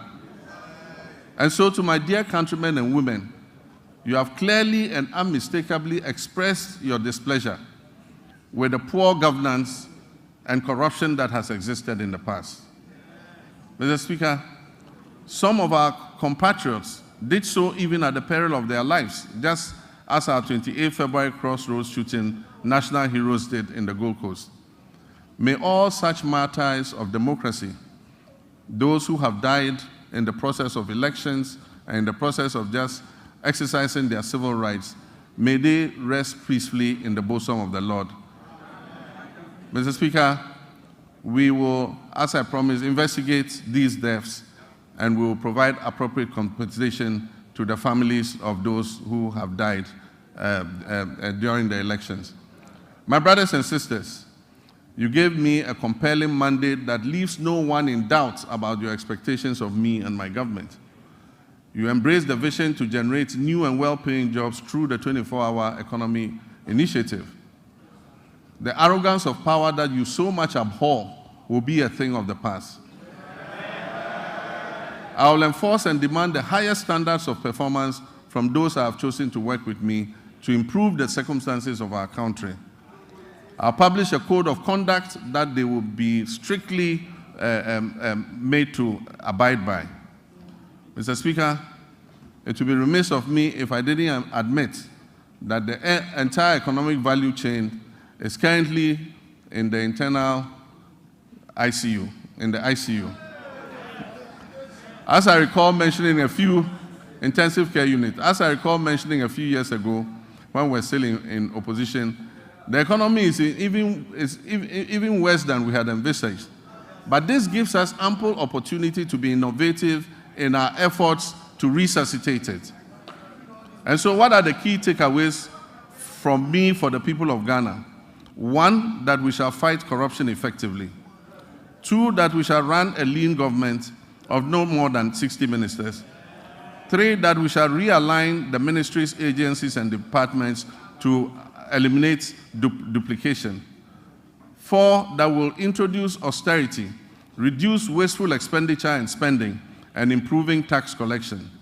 5, that we shall widen Ghana's taxness, reform tax waivers, especially on investments, and return to our homegrown solutions. 6, that we will grow what we eat and reduce imports of food and goods that can easily be produced here in Ghana. Your voice and contributions will prove invaluable on this journey of national reset, and I encourage you to make your voices heard. I commit to the judicious use of your resources, eschewing waste and ostentation. We will always endeavor to make the most of the little we have, so that together we can guarantee a brighter future for our children and our children's children. Though the state of our nation now may appear bleak and the task of addressing it may seem daunting, nothing should stop us from achieving our goals once we set our minds to it. In one collective push, we can resolve to make this great nation bequeathed to us by our forebears and see it come to fruition. Mr. Speaker, Ghana's economic challenges are not insurmountable. They present the government and everyone else the opportunity to innovate, to reflect, review, and reset, which is the theme for the commemoration of our scaled-down 68th independence anniversary. Mr. Speaker, it is said that there is strength in unity.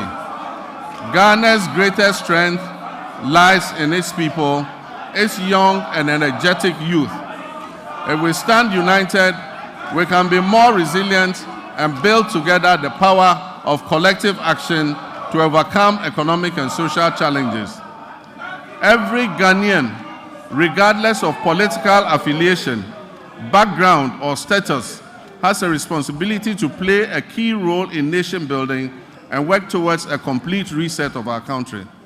Mr. Speaker, let me assure you that we are leaving no one behind as we reset to rebuild the Ghana we want.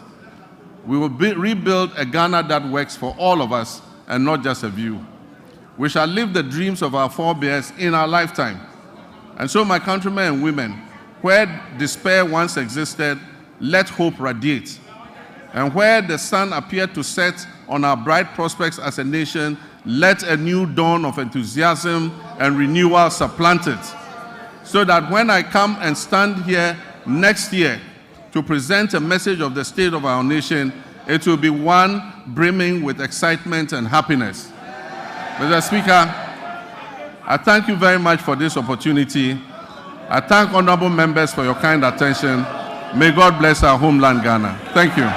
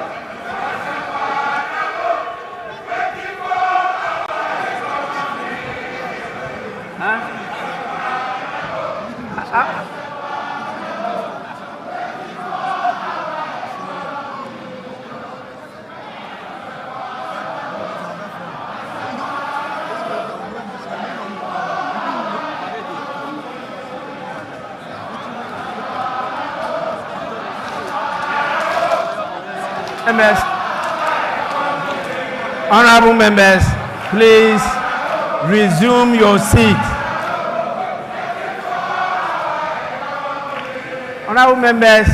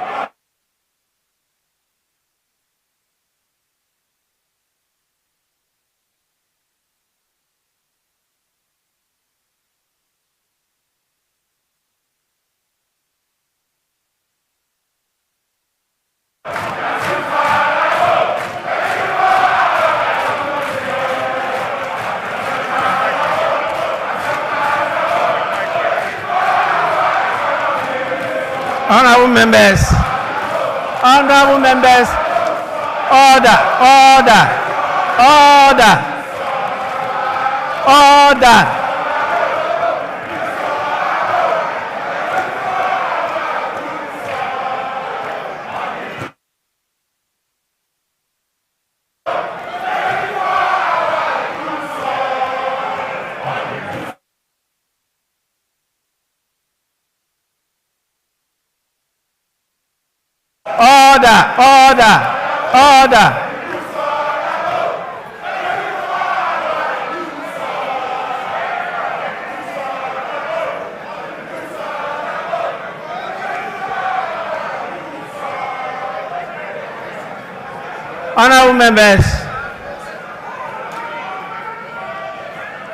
Honorable members,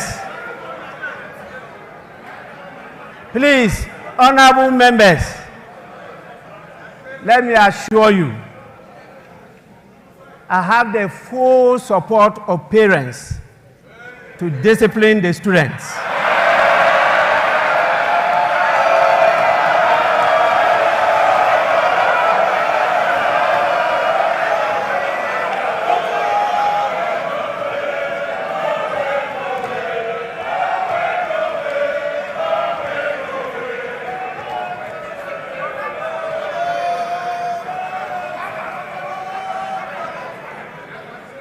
I will not accept any apologies again. Honorable members, in accordance with Standing Order 72, Rule 4, I convey to His Excellency the President the gratitude of the House for the address. Honorable members, again, in accordance with the practice of this House, a formal communication will be forwarded to His Excellency the President after the House has thoroughly debated this address. So you will soon have your say. In accordance with the standing orders of the House, I want to know from the Majority Leader any indication regarding adjournment of the House. In other words, Honorable Leader, can you move for an adjournment?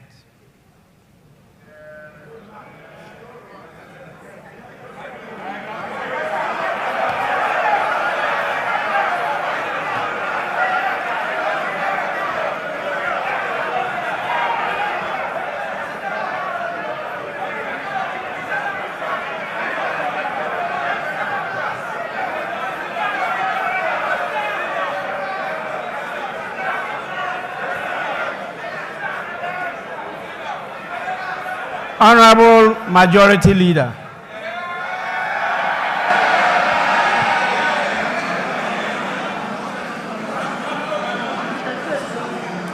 Thank you.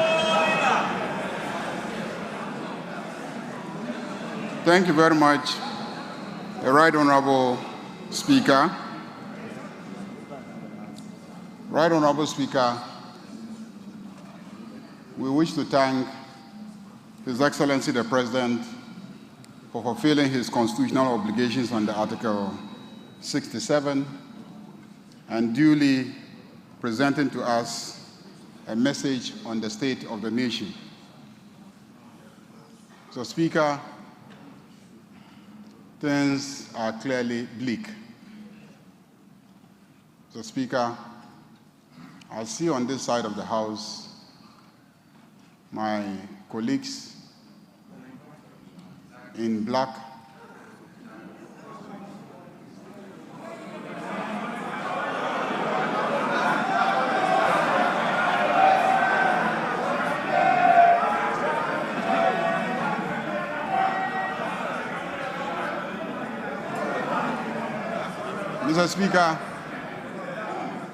Mr. Speaker, it is obvious that they left this economy in a miserable state. And the attire that they adorn today says it all.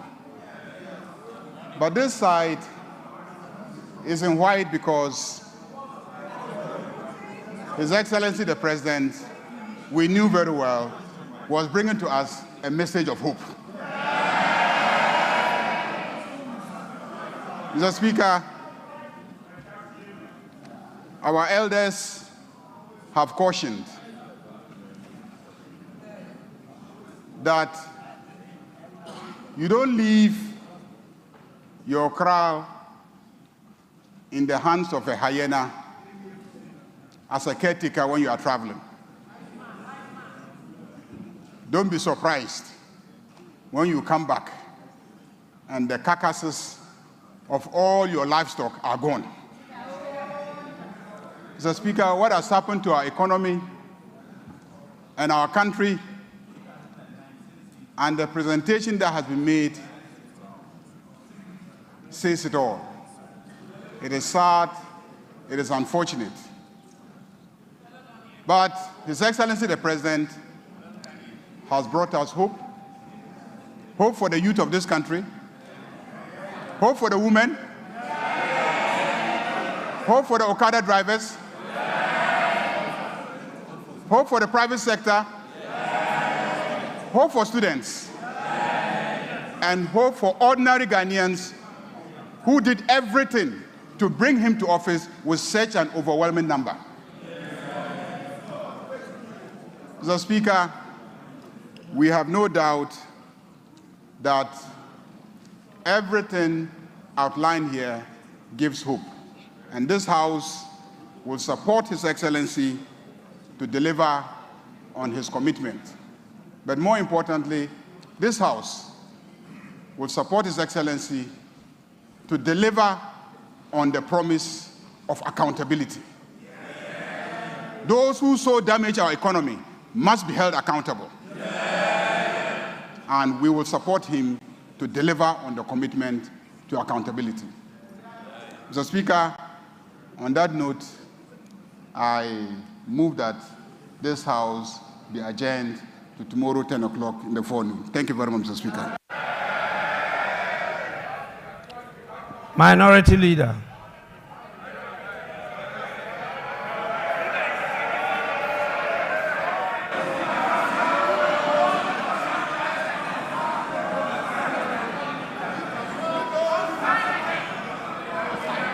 Mr. Speaker, let me, on behalf of the Minority Caucus, congratulate His Excellency, the President, first on his election. This is the first time after the election that he's been to this chamber and to deliver a message on the state of the nation. Our side take this opportunity to congratulate you and wish you well. Second, Mr. President, on the 21st of February 2013, you notably said, quote, Mr. Speaker, the meat is now down to the bones. This was on the occasion of your address to Parliament. And you said that the meat is now down to the bones.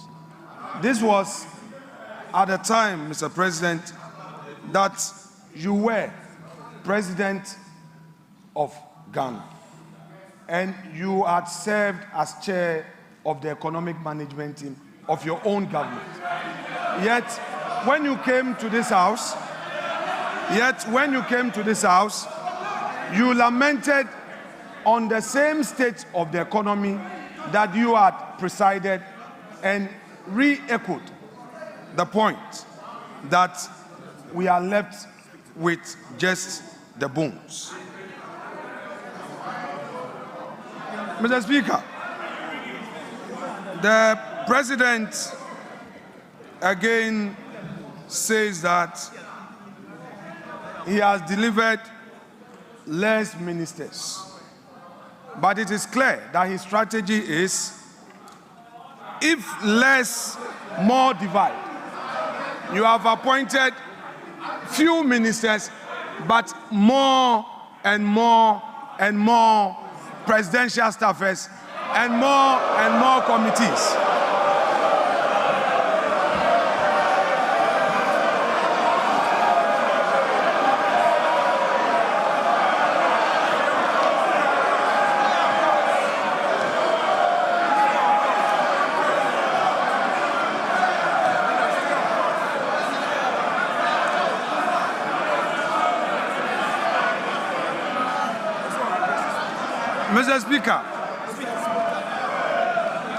Mr. Speaker, the President again. Honorable members, please. The President again came to this House with a familiar story, the usual lamentations. He packaged it in a language as though we have a new beginning. Mr. Speaker, if the President has any concerns, his duty is to fix it.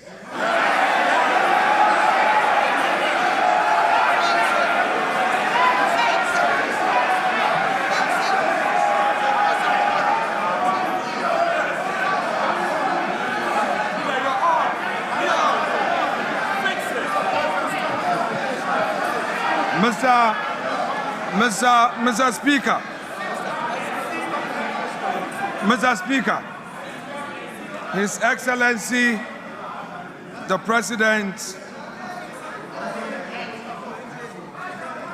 has announced to us a cabinet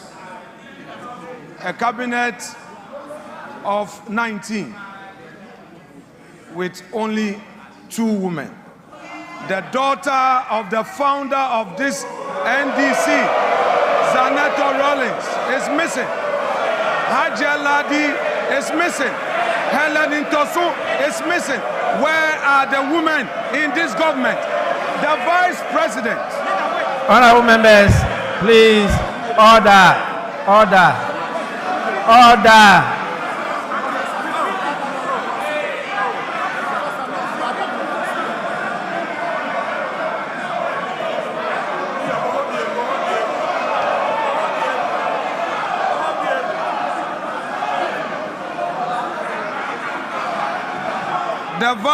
The Vice President is part of the government, and we are seeing only 2 women in cabinet, and the Vice President is sitting there. In percentage terms, we have only 10% of women in cabinet.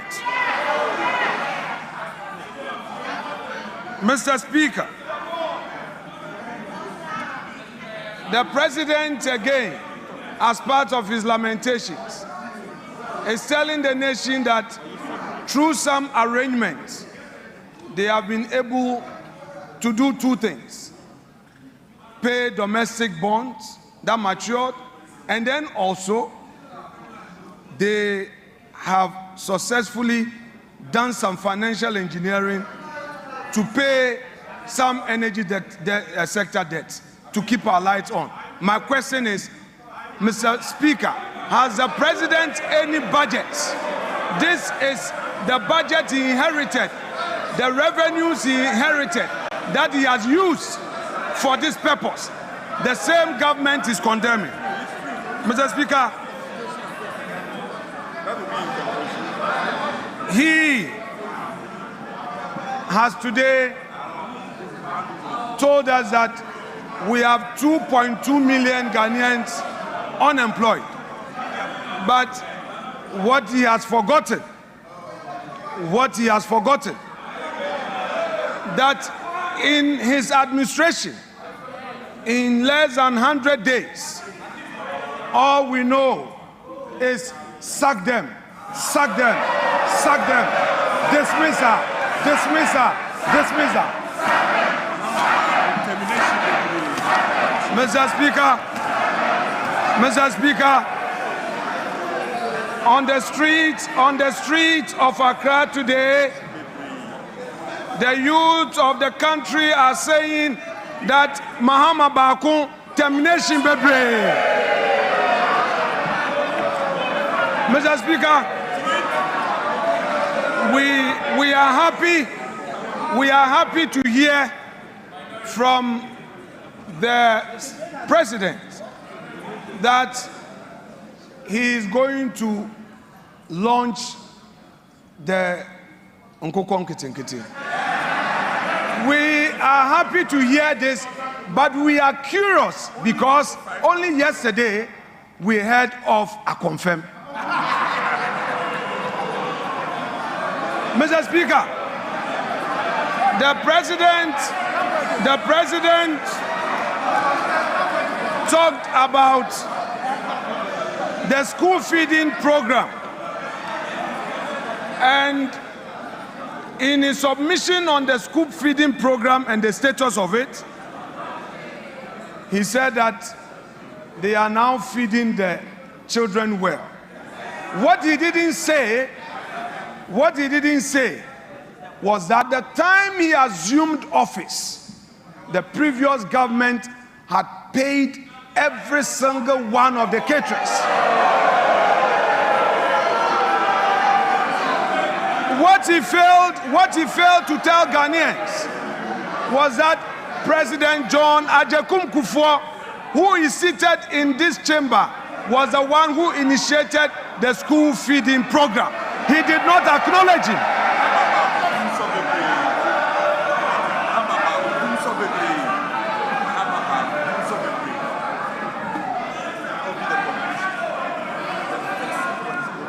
Mr. Speaker, what are we seeing in this government?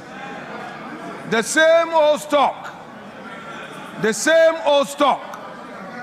There's nothing new. There is nothing like transformation. Only yesterday, Mr. Speaker, the youth of the NDC besieged the headquarters of the NDC demanding for jobs. Where are the jobs? Mr. Speaker, today we are seeing the 184 or so filling this chamber, the 183, plus the independent MPs who have caucused with the NDC. Today this house is full, but Mr. Speaker, Mr. President must know that the majority is frustrated. They don't come to the chamber because there are no jobs for them.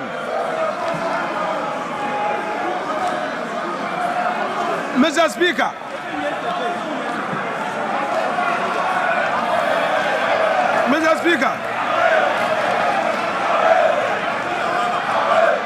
no. We have patience. Honorable members, please.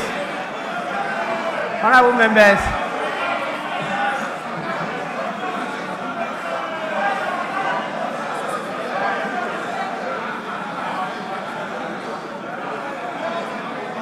Honorable Minority Leader, you have 1 more minute.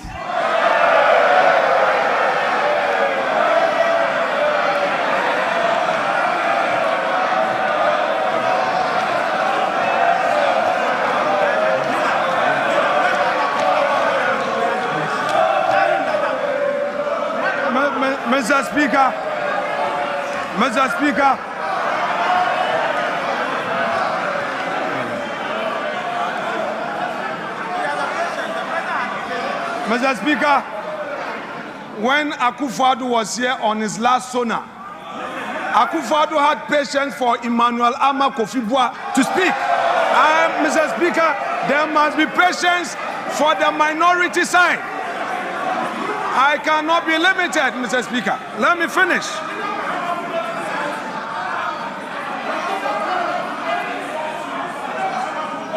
Mr. Speaker, what we have heard today fails to acknowledge the strides made in the last 8 years.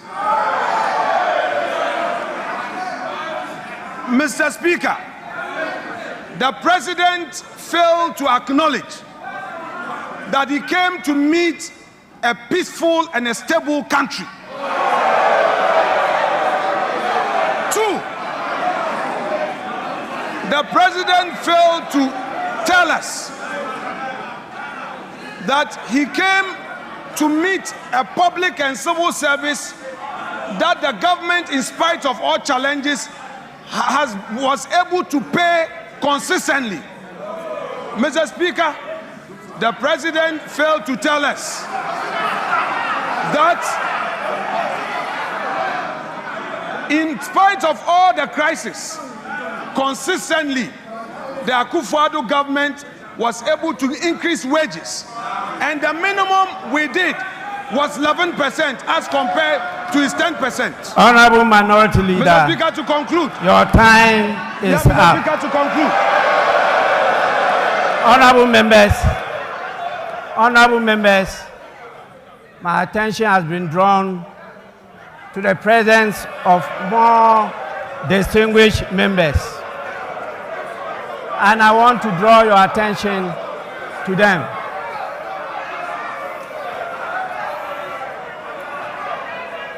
Honorable members, we have with us in the chamber Honorable Bernard Mona, the PNC presidential candidate for 2024. Two, honorable members, we have the APC presidential candidate Hassan Abdullahi Ayarga. Honorable members, we also have the national chairman of the PNC, Mr. Asaki Samson Awingobit. And we have the PNC vice presidential candidate in the person of Joycelyn Akofa Doche.